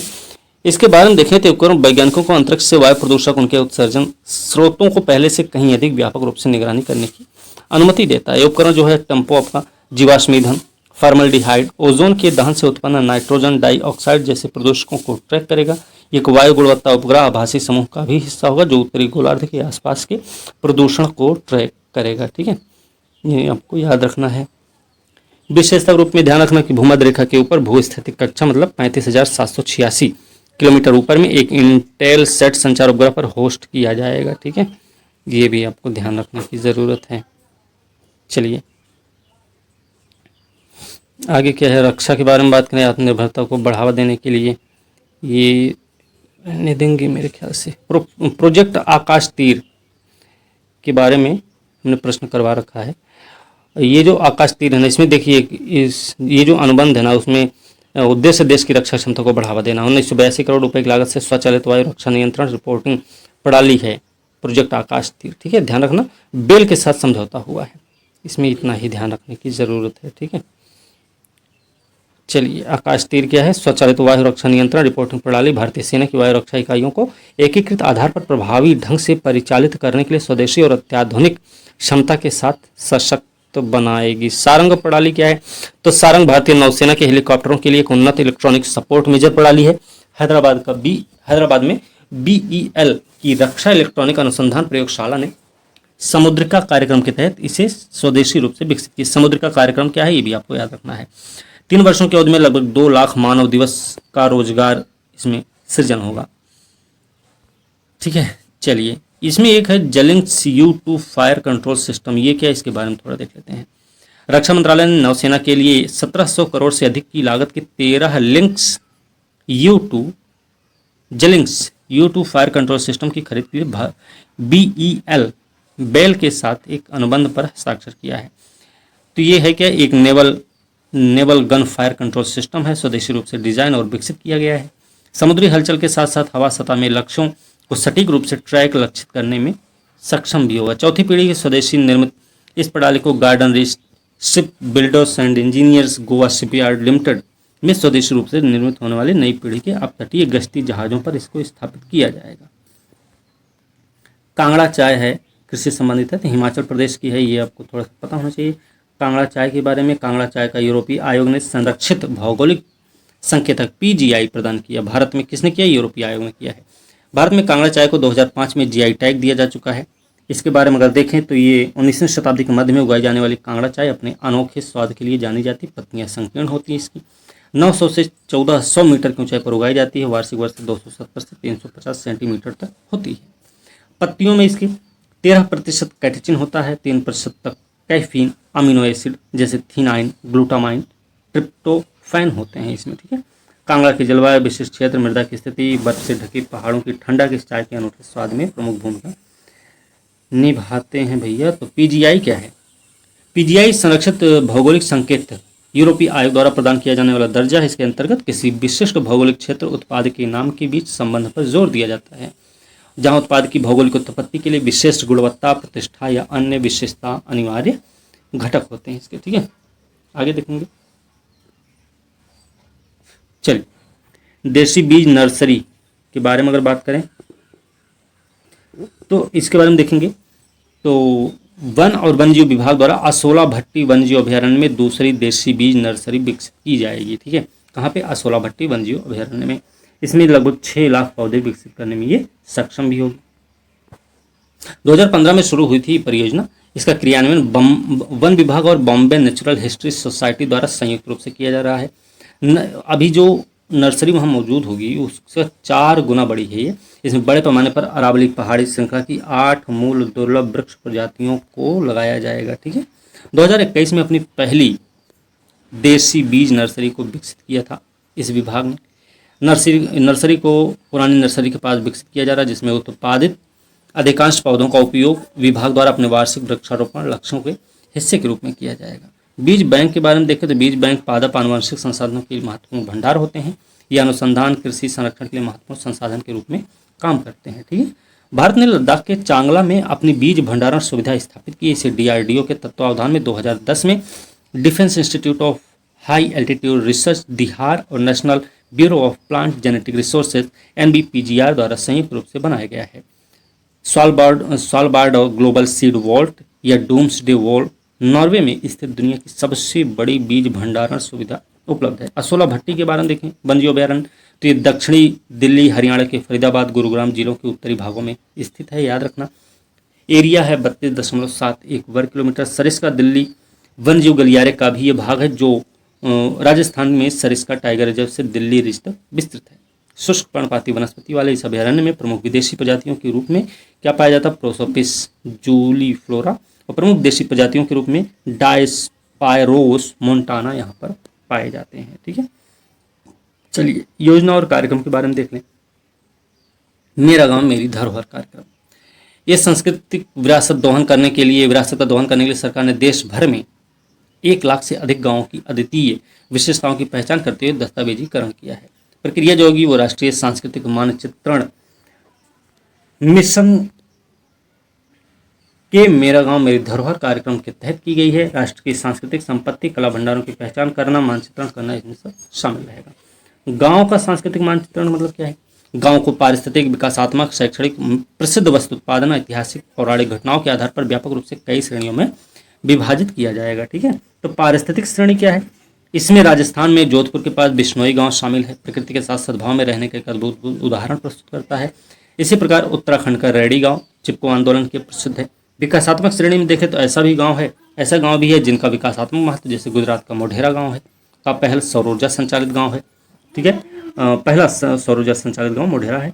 ऐतिहासिक या पौराणिक घटनाओं में देखें संबंधित, तो इसमें इसके अंतर्गत जल सत्याग्रह स्थल मध्य प्रदेश का कंडेल और महाभारत काल से संबंधित उत्तराखंड में हनोल और कर्नाटक का विदुराश्वथर गांव शामिल है। इसमें एशिया के सबसे पुराने जीवाश्म पार्क के लिए प्रसिद्ध हिमाचल प्रदेश सुकेती गांव, कश्मीर में शैव रहस्यवादी लाल देद के पंडरेथन गांव को भी ऐतिहासिक महत्व में शामिल किया गया है।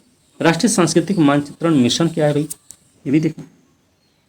इसका उद्देश्य पूरे देश में कला, रूप, कलाकार, अन्य संसाधनों के एक व्यापक डेटाबेस विकसित करना है। 2017 में इसे संस्कृत मंत्रालय द्वारा लॉन्च किया गया था। 2021 में इंदिरा गांधी राष्ट्रीय कला केंद्र को सौंप दिया गया है। पहले संस्कृति मंत्रालय था, अब 2021 में क्या हो गया, इंदिरा गांधी राष्ट्रीय कला केंद्र काम देख रहा है। ठीक है, इस मिशन के लिए संस्कृति मंत्रालय ने 2017 में 3 साल की अवधि के लिए 469 करोड़ रुपए का बजट आवंटन किया था। अमृत भारत स्टेशन योजना क्या है?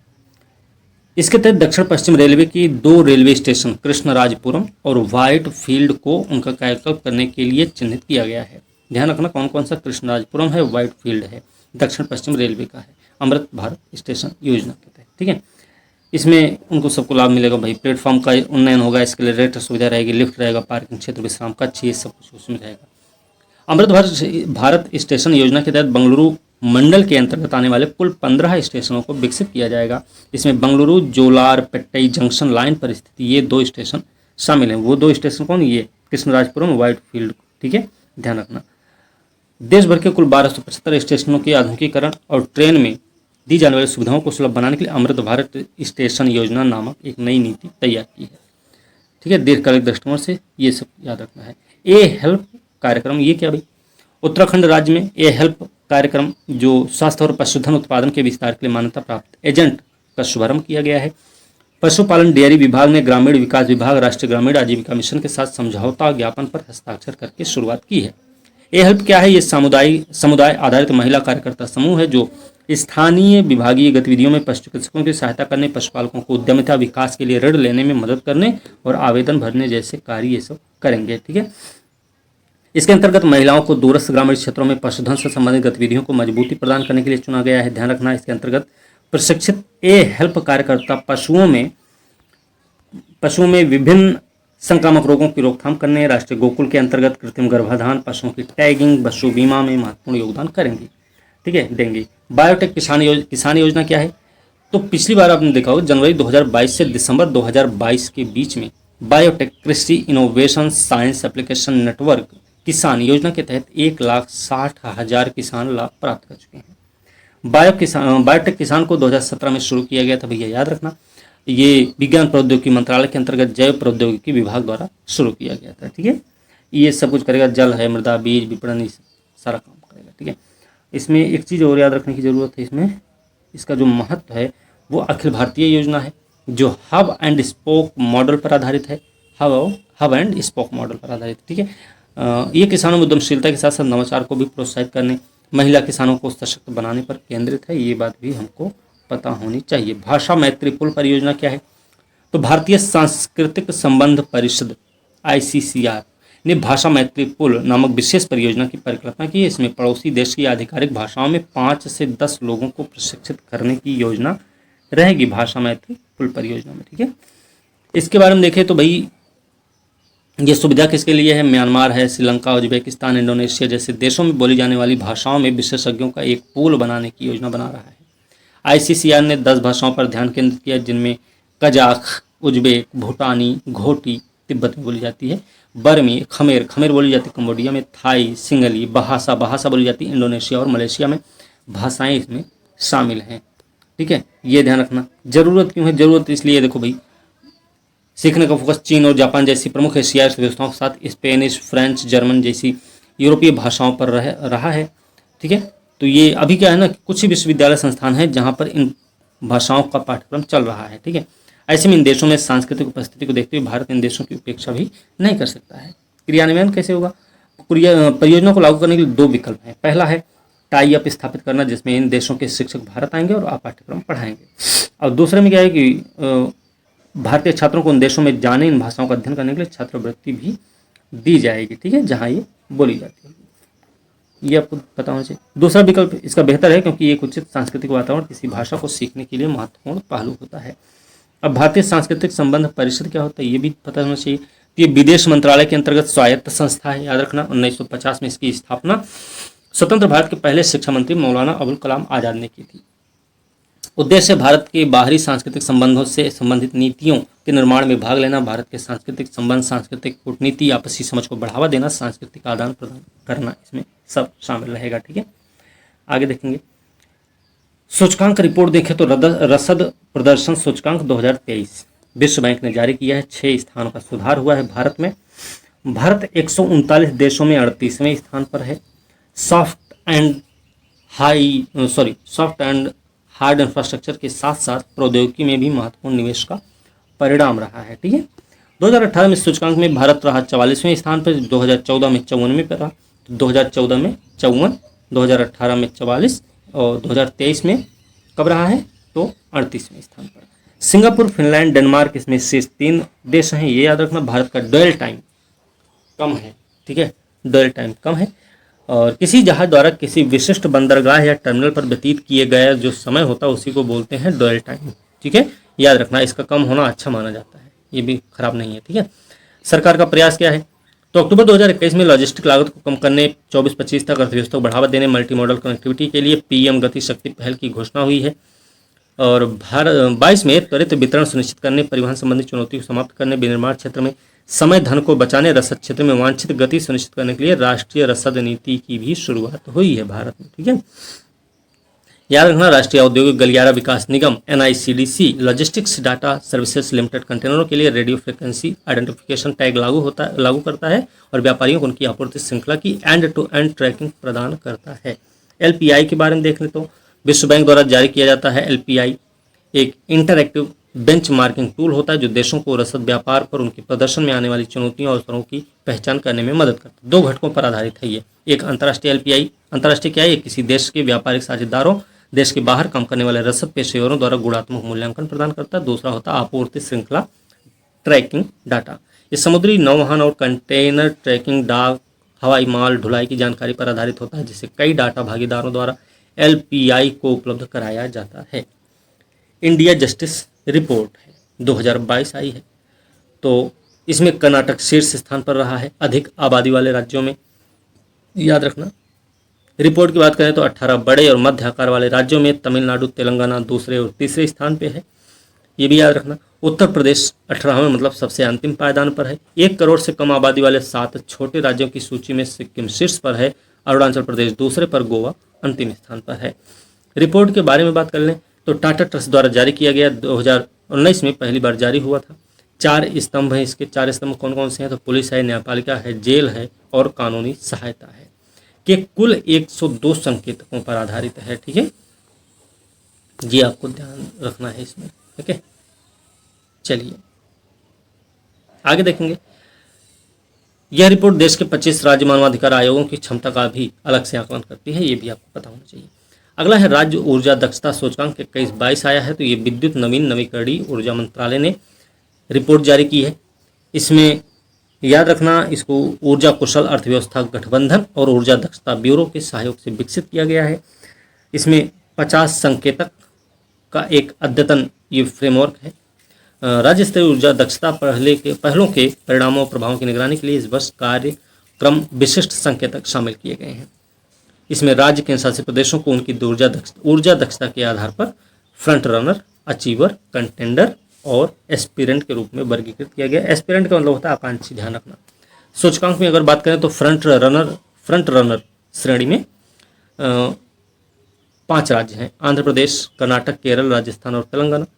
4 राज्य जो अचीवर की श्रेणी में है 50 से 60 के बीच में, वो असम, हरियाणा, महाराष्ट्र, पंजाब हैं। ऊर्जा बचत उत्सर्जन में कमी लाने से जुड़े राज्य के लक्षणों की दिशा में प्रगति की निगरानी के लिए डिजाइन किया गया है, ये बात आपको पता होनी चाहिए।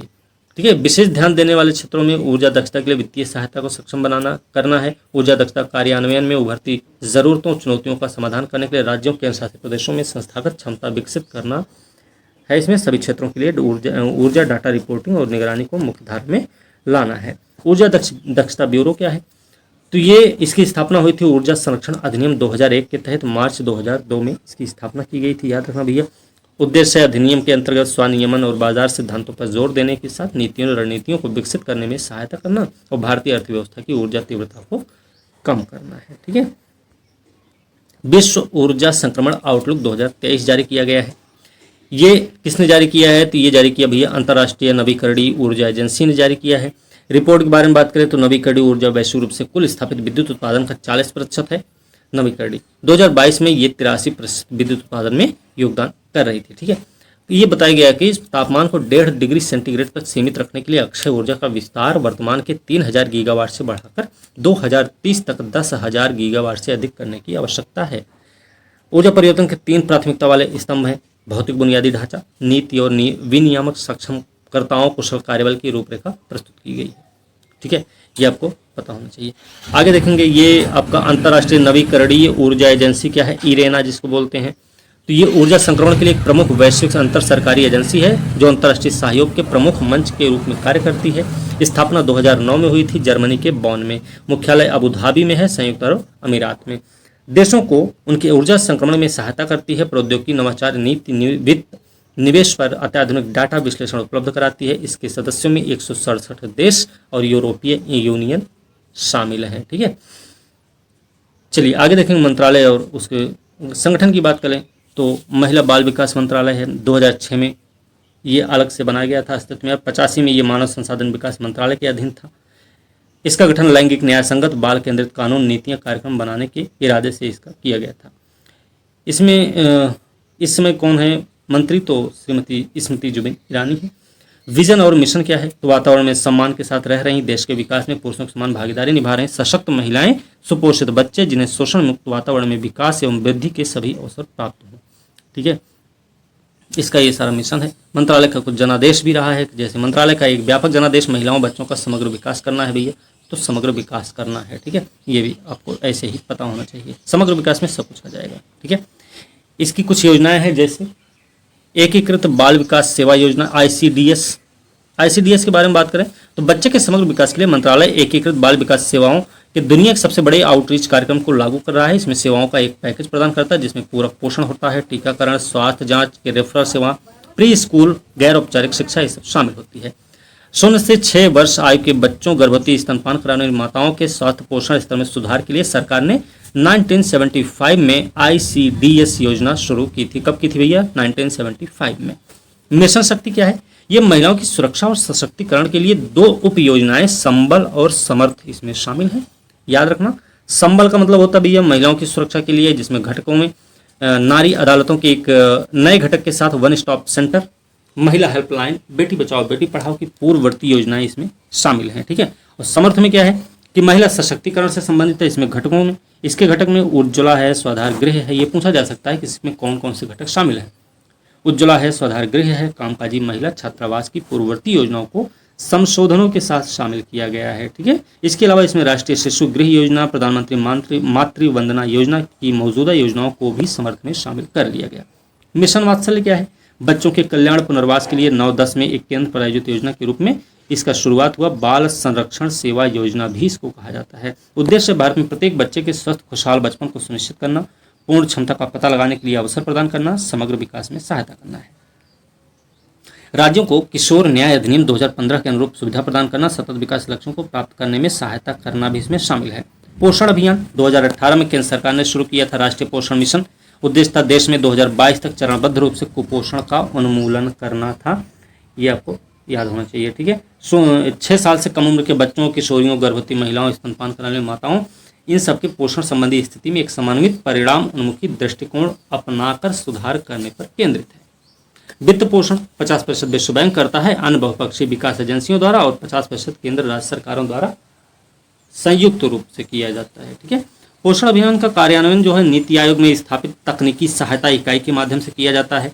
याद रखना, मिशन पोषण 2.0 क्या है? तो एक एकीकृत पोषण समर्थन कार्यक्रम है। बच्चों, किशोरी, गर्भवती महिला, दुग्धपान कराने वाली माताओं में कुपोषण की चुनौती का समाधान करता है। ठीक है, इसे 15वें वित्त आयोग की अवधि 21-22 से 25-26 के दौरान क्रियान्वित किया जाएगा। ये भी आपको पता होना चाहिए। पोषण एक ट्रैकर है। ये क्या है? तो महिला बाल विकास मंत्रालय मार्च 2021 में इसकी शुरुआत की थी। आपूर्ति समर्थन प्रणालियों को मजबूत बनाएगा, पारदर्शिता भी लाएगा। इसके तहत प्रौद्योगिकी का इस्तेमाल बच्चों में कम वजन होने, उनके अंग विकारों की पहचान करने, पोषण सेवा आपूर्ति की निगरानी करने में किया जाएगा। राजीव गांधी किशोरी सशक्तिकरण योजना, जिसको सबला बोलते हैं, ये 2011 में लागू हुआ था। इसके तहत पोषण प्रशिक्षण जागरूकता को बढ़ावा दिया जाता है। 11 से 18 साल की आयु की किशोरियों के लिए ये योजना है। ठीक है, किशोरियों के लिए योजना सैग SAG 2010 में शुरू हुई 11 से 14 वर्ष की। ये भी याद रखना, सबला क्या है 11 से 18 के बीच में, और सैग क्या है 11 से 14 वर्ष की किशोरी के लिए है। ठीक है, केंद्र प्रायोजित योजना ये भी है, याद रखना इसको भी। चलिए, प्रधानमंत्री मातृ वंदना योजना 2017 में शुरू हुई थी, आपको ध्यान रखना है, और इसका संचालन महिला बाल विकास मंत्रालय द्वारा किया जा रहा है। पहले जीवित बच्चे के जन्म पर 5,000 रुपये की आर्थिक सहायता प्रदान की जाती है। किसको? गर्भवती स्तनपान कराने वाली महिलाओं को। ठीक है, गर्भवती महिलाओं को सीधे उनके बैंक खाते में नकद दे दिया जाता है भैया, ताकि बढ़ी हुई पोषण संबंधी ज़रूरतों को पूरा किया जा सके। PM केयर्स फॉर चिल्ड्रन, ये शुरुआत हुई थी 2021 में, इसको भी ध्यान रखना। कोविड-19 के दौरान जो बच्चे अपने माता पिता या कानूनी अभिभावक दत्तक माता पिता दोनों को खो दिए हैं, उनके लिए ये थी। ठीक है, याद रखना। 23 साल की उम्र तक पहुँचने पर वित्तीय सहायता के साथ आत्मनिर्भर बनाने पर यह केंद्रित है। मंत्रालय के स्वायत्त और संगठन के बारे में बात करें तो 6 स्वायत्त संगठन है इस मंत्रालय के। एक है राष्ट्रीय महिला आयोग, जिसके बारे में बात करें तो 92 में इसकी स्थापना हुई थी। राष्ट्रीय महिला आयोग अधिनियम 1990 के तहत वैधानिक निकाय के रूप में। ठीक है, और प्रथम आयोग का गठन हुआ था 1992 में, श्रीमती जयंती पटनायक की अध्यक्षता में हुआ था। वर्तमान में राष्ट्रीय महिला आयोग के अध्यक्ष हैं श्रीमती रेखा शर्मा। ओके, दूसरा क्या है? राष्ट्रीय बाल अधिकार संरक्षण आयोग है, NCPCR। ये जो है NCPCR अधिनियम 2005 के तहत 2007 में स्थापित हुआ। 18 साल की आयु वर्ग के व्यक्ति को बच्चे के रूप में परिभाषित किया गया इसी में, ये आपको ध्यान रखना है। और इसमें अगला है केंद्रीय दत्तक ग्रहण संसाधन प्राधिकरण, कैरा, जिसको बोलते हैं CARA।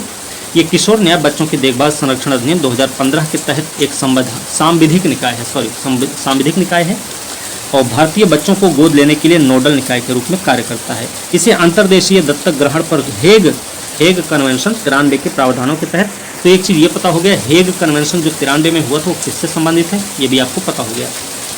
ठीक है, भारत हेग कन्वेंशन का हस्ताक्षर करता भी है, ध्यान रखना। केंद्रीय समाज कल्याण बोर्ड भी इसी का संगठन है, स्वायत्त संगठन है।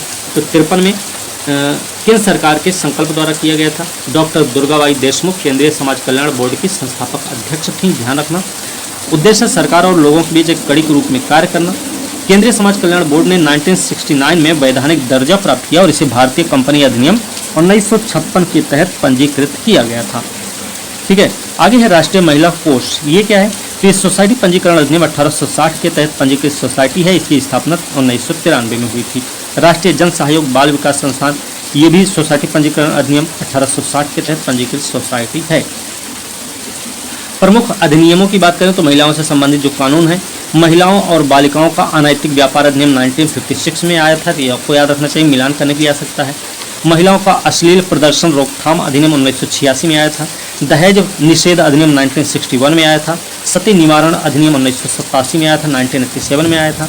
घरेलू हिंसा से महिलाओं का संरक्षण अधिनियम 2005 में आया था और महिलाओं का कार्यस्थल पर लैंगिक उत्पीड़न अधिनियम 2013 में आया था।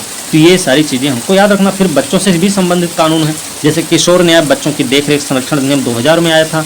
बाल अधिकार संरक्षण आयोग अधिनियम 2005 में आया था। बाल विवाह निषेध अधिनियम 2006 और बच्चों का लैंगिक अपराधों से संरक्षण अधिनियम 2012 में लाया गया था। ठीक है, मंत्रालय द्वारा जो पुरस्कार दिए जाते हैं वो एक है प्रधानमंत्री राष्ट्रीय बाल पुरस्कार। इसकी शुरुआत 2018 में हुई। ये 26 दिसंबर को वीर बाल दिवस के अवसर पर की जाती है इसकी घोषणा। ठीक है, एक है नारी शक्ति पुरस्कार जो 8 मार्च को अंतर्राष्ट्रीय महिला दिवस के अवसर पर दिया जाता है। इसकी शुरुआत 1999 में हुई थी। अंतर्राष्ट्रीय संगठन भी कई सारे, जैसे यूनिसेफ है। तो यूनिसेफ के बारे में याद रखना है कि दिसंबर 1946 में द्वितीय विश्व युद्ध के बाद यूरोप चीन में बच्चों की आपातकालीन जरूरतों को पूरा करने के लिए यूनिसेफ की स्थापना की गई थी। कब की गई थी? 1946 में। ठीक है, नाम था संयुक्त राष्ट्र अंतर्राष्ट्रीय बाल आपातकालीन कोष यूनिसेफ। लेकिन 50 में इसका नाम फिर से 50 में विकासशील देशों में बच्चों महिलाओं की दीर्घकालिक जरूरतों को पूरा करने के लिए यूनिसेफ के जनादेश को व्यापक बनाया गया और 53 में आकर इसका नाम चेंज कर दिया गया, नाम रखा गया संयुक्त राष्ट्र बाल कोष, लेकिन इंग्लिश में यूनिसेफ ही है वो। याद रखना। वर्तमान में यूनिसेफ की कार्यकारी निदेशक कौन है? तो अमेरिका की है, कैथरीन रसेल नाम है। मुख्यालय इसका न्यूयॉर्क में है, ये आपको पता होना चाहिए। इसका मुख्यालय कहाँ है? तो न्यूयॉर्क में है। 190 से अधिक देश और क्षेत्र में काम करता है। 33 राष्ट्रीय समितियाँ, 7 क्षेत्रीय कार्यालय, फ्लोरेंस में एक शोध केंद्र, कोपेनहेगन में आपूर्ति संचालन केंद्र और बुडापेस्ट में एक साझा सेवा केंद्र के माध्यम से कार्य करता है। हर साल 20 नवंबर को विश्व बाल दिवस भी मनाया जाता है, याद रखना है। यूनिसेफ के कार्यक्रम सरकार, अंतर सरकारी संगठन, निजी क्षेत्र, व्यक्तियों के शैक्षिक योगदान से वित्त पोषित होते हैं। कार्यकारी बोर्ड से संबंधित बात करेंगे तो इन्हें आर्थिक सामाजिक परिषद द्वारा 3 वर्ष के लिए चुना जाता है, याद रखना भैया, जो सदस्य होते हैं। कार्यकारी बोर्ड की बैठक साल में 3 बार होती है, एक तो फरवरी में, दूसरा जून में, फिर होता सितंबर में, ठीक है। न्यूयॉर्क में संयुक्त राष्ट्र मुख्यालय में कार्यकारी बोर्ड के सत्र आयोजित किए जाते हैं। सद्भावना दूत की बात करें तो यूनिसेफ के सद्भावना दूत कला, संगीत, फिल्म, राजनीति, खेल, किसी अन्य क्षेत्र से होते हैं।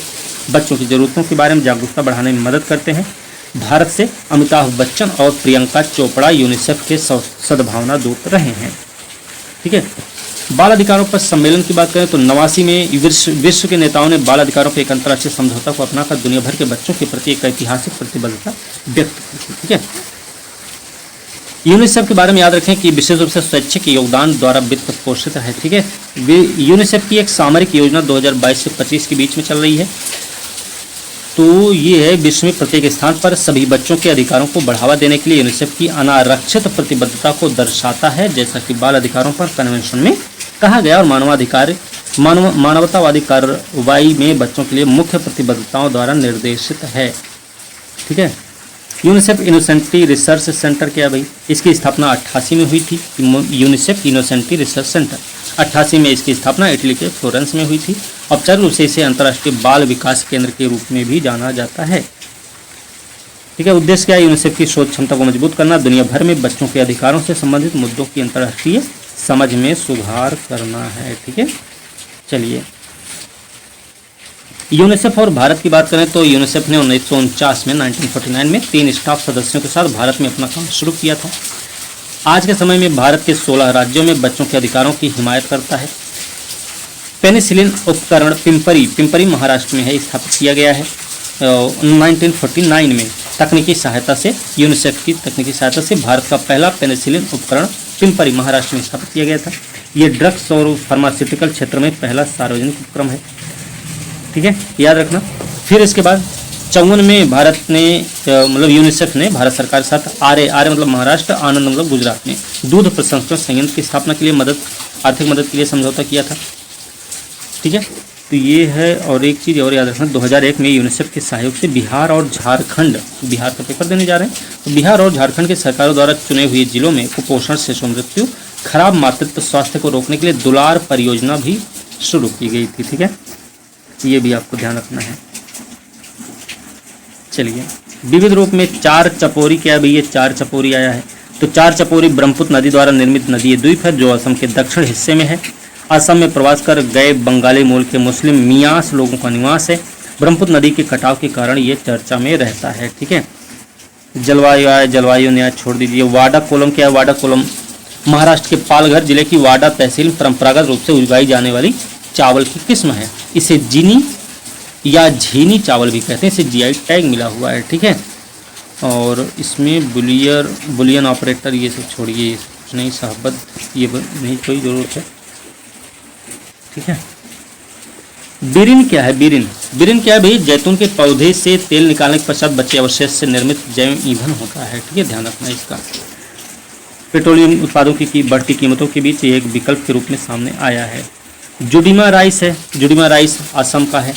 जड़ी बूटियों को मिलाकर बनाए जाने वाले जुडिमा राइस, ये जुडिमा वाइन भी होती है, हाँ, शराब है, ठीक है। चावल और कुछ जड़ी बूटियों को मिलाकर बनाई जाने वाली शराब की किस्म जीआई टैग मिला हुआ है। उत्तर पूर्व का पहला पेय पदार्थ है। मुख्य रूप से असम के दिमासा समुदाय द्वारा तैयार किया जाता है। ये भी याद रखना, दिमासा समुदाय असम में पाया जाता है, ठीक है।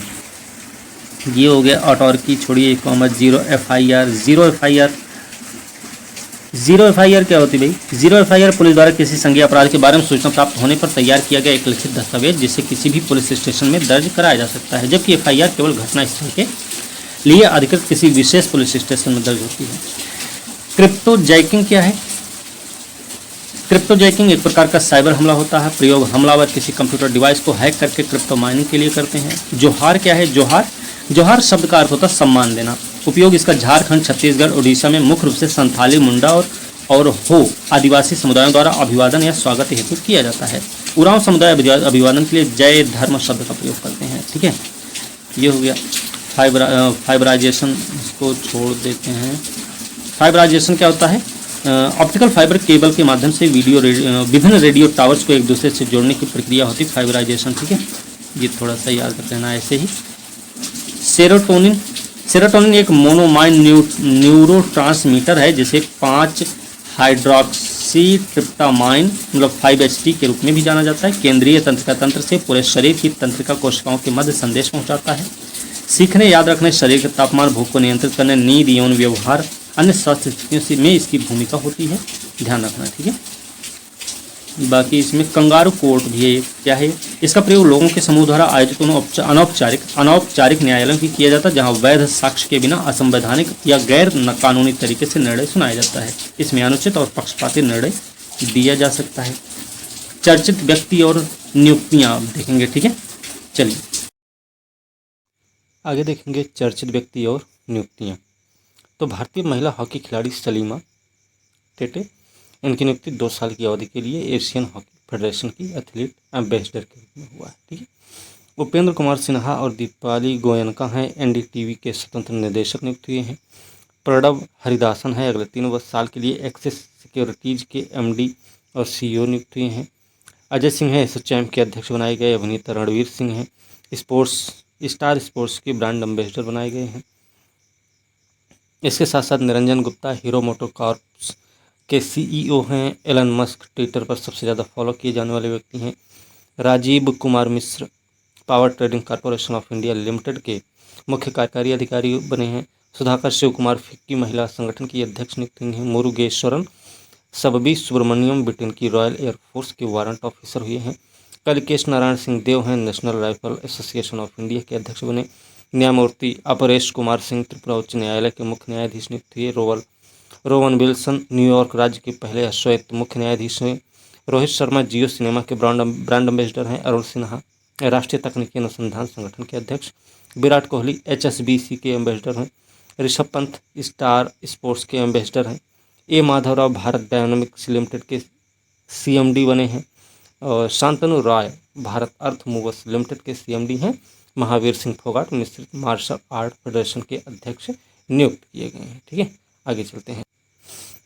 आगे देखेंगे निधन के बारे में। तो प्रदीप सरकार फिल्म निर्देशक रहे हैं। गार्डन मूर इंटेल के सह संस्थापक थे। इनोसेंट वरीद ठक्की थाला मलयालम हास्य कलाकार, पूर्व संसद सदस्य हैं। सारा थॉमस उपन्यासकार, लघु कथाकार हैं। सलीम दुर्रानी पूर्व भारतीय क्रिकेटर हैं। जला बाला वैद्य प्रसिद्ध रंगमंच अभिनेत्री हैं। केशव महिंद्रा महिंद्रा एंड महिंद्रा के चेयरमैन एमेरिटस और भारत के सबसे वृद्ध अरबपति भी हैं। ठीक है, नाम याद रखना, केशव महिंद्रा नाम है।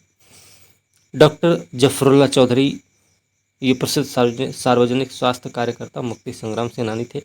उत्तरा बावकर हैं प्रसिद्ध अभिनेत्री, रंगमंच कलाकार। अल्लू रमेश तेलुगु अभिनेता कॉमेडियन हैं।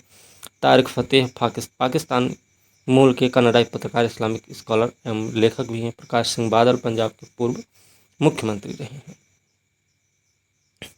महत्वपूर्ण खेल घटनाक्रम देखें तो 13वीं विश्व महिला मुक्केबाजी चैंपियनशिप की बात करें तो इसका आयोजन नई दिल्ली में हुआ है। इसमें भार वर्ग के बारे में देख लें तो भार वर्ग स्वर्ण पदक विजेता और देश की बात करेंगे। वेल्टर वेट यांग लियू हैं और चीन के हैं भैया। मिडल वेट लवलीना बोर्गोहेन भारत की हैं। मिनिमम वेट नीतू घनघास भारत की हैं। Light flyweight Nikhat Zareen Bharat की। Light middleweight Anastasia Demurchian रूस की हैं। Featherweight Irma Testa Italy की। लाइट हैवी वेट में सिटी बुरा है भारत की रहने वाली। स्विस ओपन 2023 हुआ है। इसका आयोजन हुआ था बेसल कहाँ है? स्विट्जरलैंड में है। इसमें श्रेणी में देखेंगे पुरुष युगल में विजेता रहे के वातानाबे जापान के हैं। पुरुष एकल में के वातानाबे जापान के हैं और विजेता हैं TC चाउ ताइवान के हैं।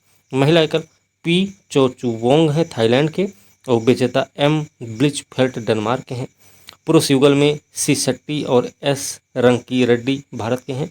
और विजेता एक्सरेन और क्यू 10 चीन के हैं। महिला युगल में आर मियोरा और सकुरामोटो जापान के, और विजेता एस हिरोटा और वाई फुकुशिमा जापान के। मिश्रित युगल में देखें तो जड जियांग और वाई वेई चीन के हैं, वो विजेता बने एस जे लाई और एस एच गोह जो कि मलेशिया के हैं। ठीक है, आगे चलते हैं।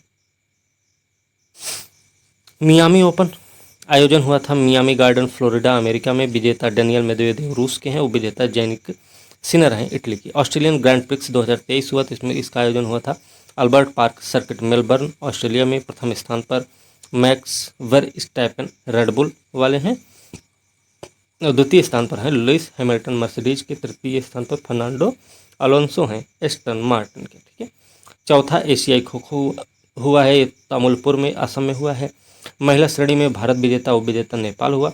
पुरुष में विजेता भारत, उपविजेता नेपाल है। मैड्रिड स्पेन मास्टर्स 2023 का आयोजन हुआ सेंट्रो डिपोर्टियो म्यूनिसिपल गैलूर मैड्रिड स्पेन में हुआ है। ठीक है, पुरुष युग एकल की बात करें तो केंटा निशिमोटो जापान के हैं, कांटा सुनेयामा जापान के उपविजेता रहे। महिला एकल में देखें ग्रेगोरिया मरिस्का तुनजुंग इंडोनेशिया के हैं विजेता, और विजेता पीवी सिंधु भारत के हैं।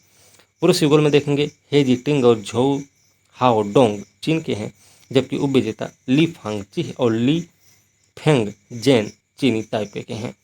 महिला युगल में लियू सेंग शू और टैन निंग चीन के हैं, चेन फांग हुई और डू यू चीन के हैं उपविजेता। मिश्रित युगल में मथियास क्रिस्टियन सेन और अलेक्जेंड्रा बोजे डेनमार्क के विजेता रहे हैं, और प्रवीण जॉर्डन मिलाती डेवा ऑक्टावियांटी इंडोनेशिया के हैं, ये उपविजेता हैं। ठीक है, आगे 36वां एशियाई कुश्ती चैंपियनशिप 2023 देखेंगे। आयोजन हुआ है कजाकिस्तान में। पहला स्थान आयोजन इसका हुआ कजाकिस्तान अस्ताना में। कजाकिस्तान का पहला स्थान, दूसरे पर जापान, तीसरे पर ईरान, और भारत है 7वें स्थान पर 14 पदक के साथ है। ठीक है, ओके, चलिए आगे देखेंगे। महत्वपूर्ण दिवस के बारे में बात करेंगे। 2 अप्रैल को विश्व ऑटिज्म जागरूकता दिवस मनाया जाता है। थीम रही है परिवर्तन सभी के लिए, एक न्यूरो समावेशी दुनिया की ओर। राष्ट्रीय समुद्र दिवस 5 अप्रैल को मनाया गया। पौराणिक कहानी समुद्र का खारा पानी थीम रहा है। विश्व स्वास्थ्य दिवस 7 अप्रैल को मनाया गया, सभी के लिए स्वास्थ्य इसका थीम रहा है। विश्व होम्योपैथी दिवस 10 अप्रैल को मनाया गया, थीम है होम्यो परिवार सर्वजन स्वास्थ्य एक परिवार। और राष्ट्रीय सुरक्षित मातृत्व दिवस 11 अप्रैल को, और थीम रही है कोरोना वायरस के बीच घर पर रहें, माँ और शिशु को कोरोना वायरस से सुरक्षित रखें। ठीक है, आगे है जलियांवाला बाग नरसंहार दिवस 13 अप्रैल को मनाया गया। विश्व हीमोफीलिया दिवस 17 अप्रैल को रहा, सभी के लिए पहुंच देखभाल के वैश्विक मानक के रूप में रक्तस्राव की रोकथाम है। विश्व विरासत दिवस 18 अप्रैल को मनाया गया, विरासत परिवर्तन थीम रहा है। राष्ट्रीय नागरिक सेवा दिवस 21 अप्रैल को मनाया गया, विकसित भारत नागरिकों को सशक्त बनाना और अंतिम छोर तक पहुँचाना थीम रहा है। विश्व पृथ्वी दिवस 22 अप्रैल को हमारे ग्रह में निवेश करें, ये थीम है इसकी। विश्व पुस्तक कॉपीराइट दिवस 23 अप्रैल को मनाया गया, स्वदेशी भाषाएं इसकी थीम है। राष्ट्रीय पंचायती राज दिवस 24 अप्रैल को। 25 अप्रैल को विश्व मलेरिया दिवस मनाया गया, इसका थीम था time to deliver zero malaria invest innovate implement. विश्व बौद्धिक संपदा दिवस 26 अप्रैल को, थीम है महिलाएं और आईपी त्वरित नवाचार रचनात्मकता। विश्व कार्यस्थल स्वास्थ्य व सुरक्षा दिवस 28 अप्रैल को। दृष्टिहीनता निवारण सप्ताह 1 से 7 अप्रैल के बीच में मनाया गया है। ठीक है, आगे देखेंगे महत्वपूर्ण पुरस्कार के बारे में। पहला केरल पुरस्कार रंगल पुरस्कार मिला है, प्रदान करता है केरल सरकार, और इसमें श्रेणियाँ कई सारी रही हैं। तो केरल ज्योति मिला है लेखक MT वासुदेवन नायर को, और केरल प्रभा किसको किसको मिला, अभिनेता हैं ममूटी, पूर्व सिविल सेवा अधिकारी T माधव मेनन, और लेखक हैं ओम चेरी NN पिल्लई को। केरल श्री किसको किसको दिया गया, जीव विज्ञानी सत्यभामा दास बीजू को, जादूगर गोपीनाथ मुथुकड़ को, उद्योगपति कोचो सैफ चिटिला पिल्ली, और पार्श्व गायिका वैकोम विजय लक्ष्मी को दिया गया। एबल पुरस्कार 2023 की बात करें तो Norwegian academy of science and letters देती है इसे, और प्राप्त करता है लुइस कैफरेली। उन्हें पुरस्कार क्यों मिला, मुक्त सीमा समस्याओं मोंज एम्पियर समीकरण सहित और रैखिक आंशिक अंतर समीकरणों के लिए नियमितता सिद्धांत में उनके मौलिक योगदान के लिए प्रदान किया गया है। तो ये भी कई बार पूछा जाता है किसके लिए दिया गया था, कौन प्रदान करता है, कौन प्राप्त करता है, ये सब आपको पता होना चाहिए। ठीक है, आगे देखेंगे इसमें मिला क्या है। पुरस्कार में 7.5 मिलियन करोड़ लगभग 7,20,000 का मौद्रिक पुरस्कार। नॉर्वेजियन कलाकार हेनरिक हॉगन द्वारा डिजाइन किया गया एक ग्लास पट्टिका भी शामिल है। केरल संगीत नाटक अकादमी पुरस्कार दिया गया, तो प्राप्तकर्ता है वल सन्निसारी, संबंधित हैं नाटक से। कलामंडलम शिवा कृष्ण कुमार, नृत्य से संबंधित है। पलक्कड़ श्रीराम, शास्त्रीय संगीत से संबंधित है। अलपुझा एस विजय कुमार, तविल से संबंधित है। और कलामंडलम राधामणि थुल्लाल से संबंधित है।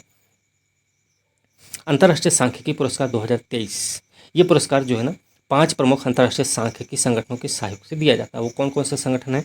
अमेरिकी सांख्यिकी संघ, इंटरनेशनल बायोमेट्रिक सोसाइटी, गणितीय सांख्यिकी संस्थान, अंतर्राष्ट्रीय सांख्यिकी संस्थान और रॉयल स्टैटिस्टिकल सोसाइटी द्वारा दिया गया है। और प्राप्तकर्ता कौन है? भारतीय अमेरिकी सांख्यिकीविद हैं कैल्याम पुडी राधाकृष्ण राव। 2016 में स्थापित हुआ, हर 2 साल में दिया जाता है। किसी एक व्यक्ति को या टीम को दिया जाता है जिसने सांख्यिकी के उपयोग के माध्यम से विज्ञान प्रौद्योगिकी मानव कल्याण में महत्वपूर्ण योगदान दिया हो। मराठा उद्योग रत्न पुरस्कार 2023, प्रदानकर्ता मराठा उद्यमी विकास और मार्गदर्शन संस्थान महाराष्ट्र द्वारा दिया जाता है और नीलेश भगवान सांबरे को मिला है। नीलेश सांबरे को उद्योग क्षेत्र में उनकी उल्लेखनीय उपलब्धियों, पालघर जैसे दूरस्थ क्षेत्रों में उनके समर्पित कार्य के लिए दिया गया। ठीक है। 59वां फेमिना मिस इंडिया 2023 का आयोजन मणिपुर में हुआ। विजेता में प्रथम स्थान पर नंदिनी गुप्ता राजस्थान की हैं, दूसरे पर श्रेया पूंजा दिल्ली की हैं, तीसरे स्थान पर थौना ओजम स्ट्रेला लुआंग मणिपुर की हैं। ठीक है। नंदिनी जो है संयुक्त अरब अमीरात में आयोजित होने वाले 71वें मिस वर्ल्ड पेजेंट में भारत का प्रतिनिधित्व भी करेंगी, ये भी याद रखना। राष्ट्रीय पंचायत पुरस्कार 2023 नई दिल्ली में हुआ है। पंचायती राज मंत्रालय इसका प्रदान करता है। थीम रही है पंचायतों के संकल्प की सिद्धि का उत्सव।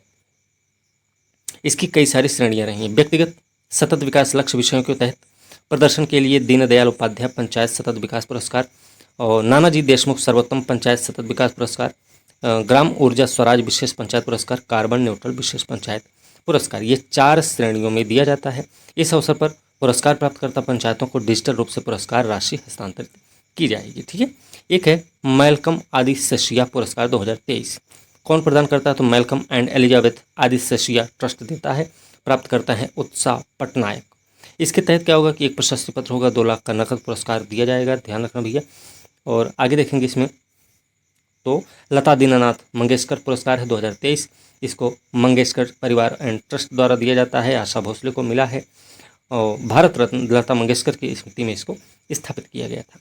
संतो कबा मानवतावादी पुरस्कार प्रदान करता है diamond crafting and export company Shri Ramakrishna export द्वारा। प्राप्त करता है सोनम वांगचुक। इसमें 1 करोड़ रुपए का नकद पुरस्कार दिया जाता है। ठीक है। चलिए आगे बात करें। SAARC writers and literature foundation ने बांग्लादेश के बंगबंधु शेख मुजीबुर रहमान को उनकी पुस्तकों की त्रयी के लिए एक अनूठा साहित्यिक पुरस्कार प्रदान किया है। इसमें बंगबंधु शेख मुजीबुर रहमान द्वारा रचित the unfinished memoirs, the prison diaries, the new China 1952 पुस्तकें शामिल हैं। जम्मू कश्मीर केंद्र शासित प्रदेश ने वन्यजीव संरक्षण में असाधारण प्रयासों के लिए वन्यजीव संरक्षणवादी आलिया मीर को सम्मानित किया है। ध्यान रखना। असम की पाठशाला में तपोवन गैर सरकारी संगठन को प्रतिष्ठित चिल्ड्रन चैंपियन अवार्ड 2023 से सम्मानित किया गया। किसको किया गया? तपोवन को, गैर सरकारी संगठन है, याद रखना। ये संगठन विशेष जरूरतों से केंद्रित बच्चों का समर्थन करने पर ध्यान केंद्रित करती है। ठीक है। आगे देखेंगे। यूक्रेन के राष्ट्रपति हैं व्लादिमीर जेलेंस्की को पोलैंड का सर्वोच्च सम्मान order of the white eager से सम्मानित किया गया। भारतीय अमेरिकी चिकित्सक प्रोफेसर डॉक्टर नित्या अब्राहम को अमेरिकन यूरोलॉजिकल एसोसिएशन द्वारा young urologist of the year award से सम्मानित किया गया। अमेरिका के वाशिंगटन में 3 से 6 अप्रैल तक आयोजित वर्ल्ड वैक्सीन कांग्रेस 23 में भारत बायोटेक को वैक्सीन उद्योग उत्कृष्टता के एक भाग के रूप में सर्वश्रेष्ठ उत्पादन प्रक्रिया विकास पुरस्कार से सम्मानित किया गया है। ठीक है, याद रखना भाई। अच्छा, इसमें आदित्य बिड़ला समूह के अध्यक्ष हैं कुमार मंगलम बिड़ला। इनको पिछले 10 साल के भारतीय उद्योग में उनके योगदान के लिए business leader of the decade award से सम्मानित किया गया। प्रसिद्ध वैश्विक परिवहन कंपनी फेडेक्स के सीईओ भारतीय अमेरिकी राज सुब्रमण्यम को प्रतिष्ठित प्रवासी भारतीय सम्मान पुरस्कार से नवाजा गया है। जर्मनी की पूर्व चांसलर एंजेला मर्केल को जर्मनी का सर्वोच्च सम्मान क्या है? ग्रैंड क्रॉस पुरस्कार से सम्मानित किया गया। उन्हें पुरस्कार राष्ट्रपति फ्रैंक वॉल्टर स्टेनमियर द्वारा दिया गया। 16वें सिविल सेवा दिवस समारोह में प्रधानमंत्री नरेंद्र मोदी ने इनोवेशन श्रेणी में पीएम गति शक्ति राष्ट्रीय मास्टर प्लान को लोक प्रशासन उत्कृष्टता पुरस्कार 2022 से सम्मानित किया है। अब यहाँ पे पुस्तक और लेखक की बात करें तो लिगेसी ऑफ वायलेंस किसकी किताब है? कैरोलाइन एल्किंस की है। हैवी मेटल आमिर शाहुल की है। Water in a broken pot Yogesh Maitreya का है। बलुता दया पवार का है। जेरी पिंटो द्वारा अनुदित है। The view of my life Urmila Pawar का है, माया पंडित द्वारा अनुदित है। When I hid my caste Baburao Bagul Jerry Pinto द्वारा अनुदित है। Coming out as a Dalit Yashica Dutt द्वारा लिखित है। कक्का कक्का एक दलित नॉवेल बेमुला ये लय है द्वारा लिखित है। के पुरुषोत्तम और गीता रामास्वामी द्वारा अनुदित है। द दलित ट्रुथ के राजू द्वारा संपादित। द इची ट्री मंकी बामा द्वारा लिखित और अनुदित है। एन रविशंकर द्वारा। The colonial subjugation of India Umar Farooqui. Azad Ghulam Nabi Azad. और द एबिस जयमोहन ने लिखा है, सुमित्रा रामचंद्रन द्वारा अनुदित है। व्हाट विल पीपल से मित्रा फुकन का है। Silent has secrets Nayan Malik का है। Final innings Sunil Gupta. Fruits of the barren tree Lekhnath Chhetri. In pursuit of peace Satyendra Kumar Lamba. The part apart the life and thought of B.R. Ambedkar ये अशोक गोपाल की किताब है। कोचिंग बियॉन्ड आर श्रीधर और आर कौशिक की बुक है। Unframed discovering image practices in South Asia Rahaab Allana द्वारा अनुदित है। Culture a new world history Martin Puchner की है। Bipin the man behind uniform Rachna Bisht Rawat की है। The great bank robbery Sabyasachi दासवी एवं पट्टाभिराम का है। Sound and fury Karan Thapar की किताब है। ठीक है, आगे भी है। The order from the sky Imayam Vasantha Surya द्वारा अनुदित है। हाउ आर यू वेज जुप का सुभद्रा का है। भेड़ा अखिला नाइक का। Fear and lovely Anjana Appachana का है। स्टोलन एन हेलेन लेस्टा डीएस का है। The hidden Hindu Akshat Gupta. Book of Rahim and other poem Arvind Krishna Mehrotra का है। अंजनम्मा किसने लिखी है, तो चट्टानाथन डी ने लिखी है। ठीक है, a history of India F75 objects Sudeshna Guha ने लिखी है। Courting India Nandini Das. Khaki on broken wings Amod के कंठ।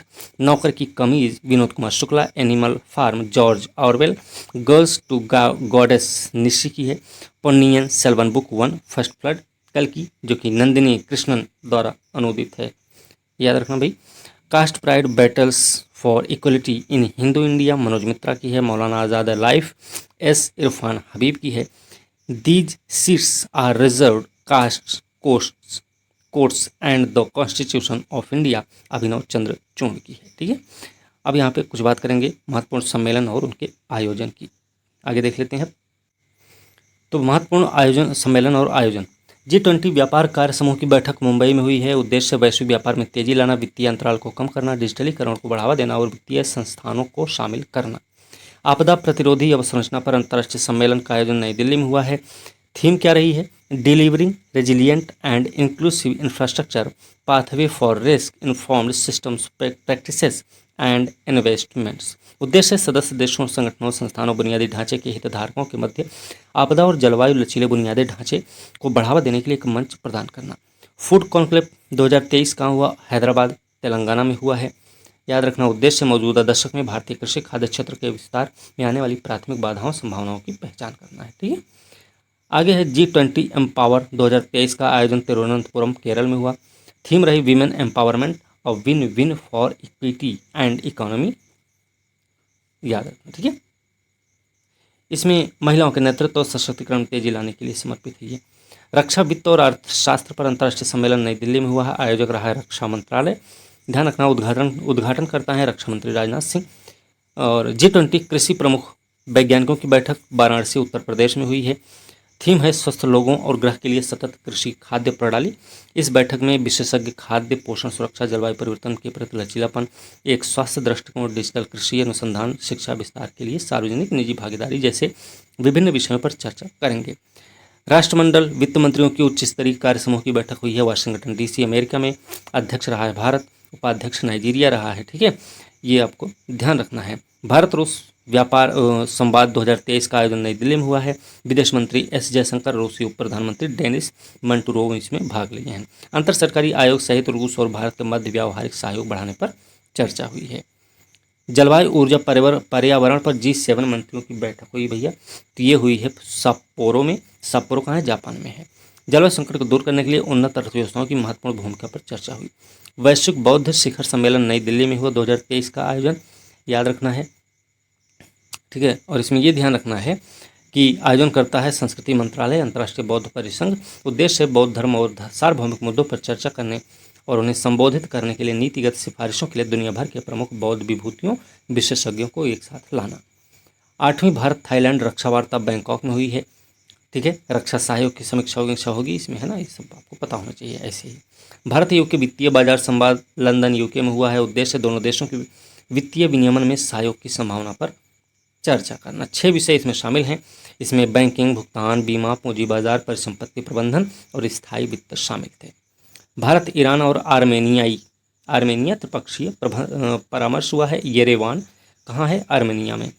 इसमें क्या है, अंतर्राष्ट्रीय उत्तर दक्षिण परिवहन कॉरिडोर पर भी चर्चा हुई है, ठीक है। और भी सम्मेलन है, जैसे प्रधानमंत्री ने वाराणसी में वन वर्ल्ड टीबी समिट को संबोधित किया।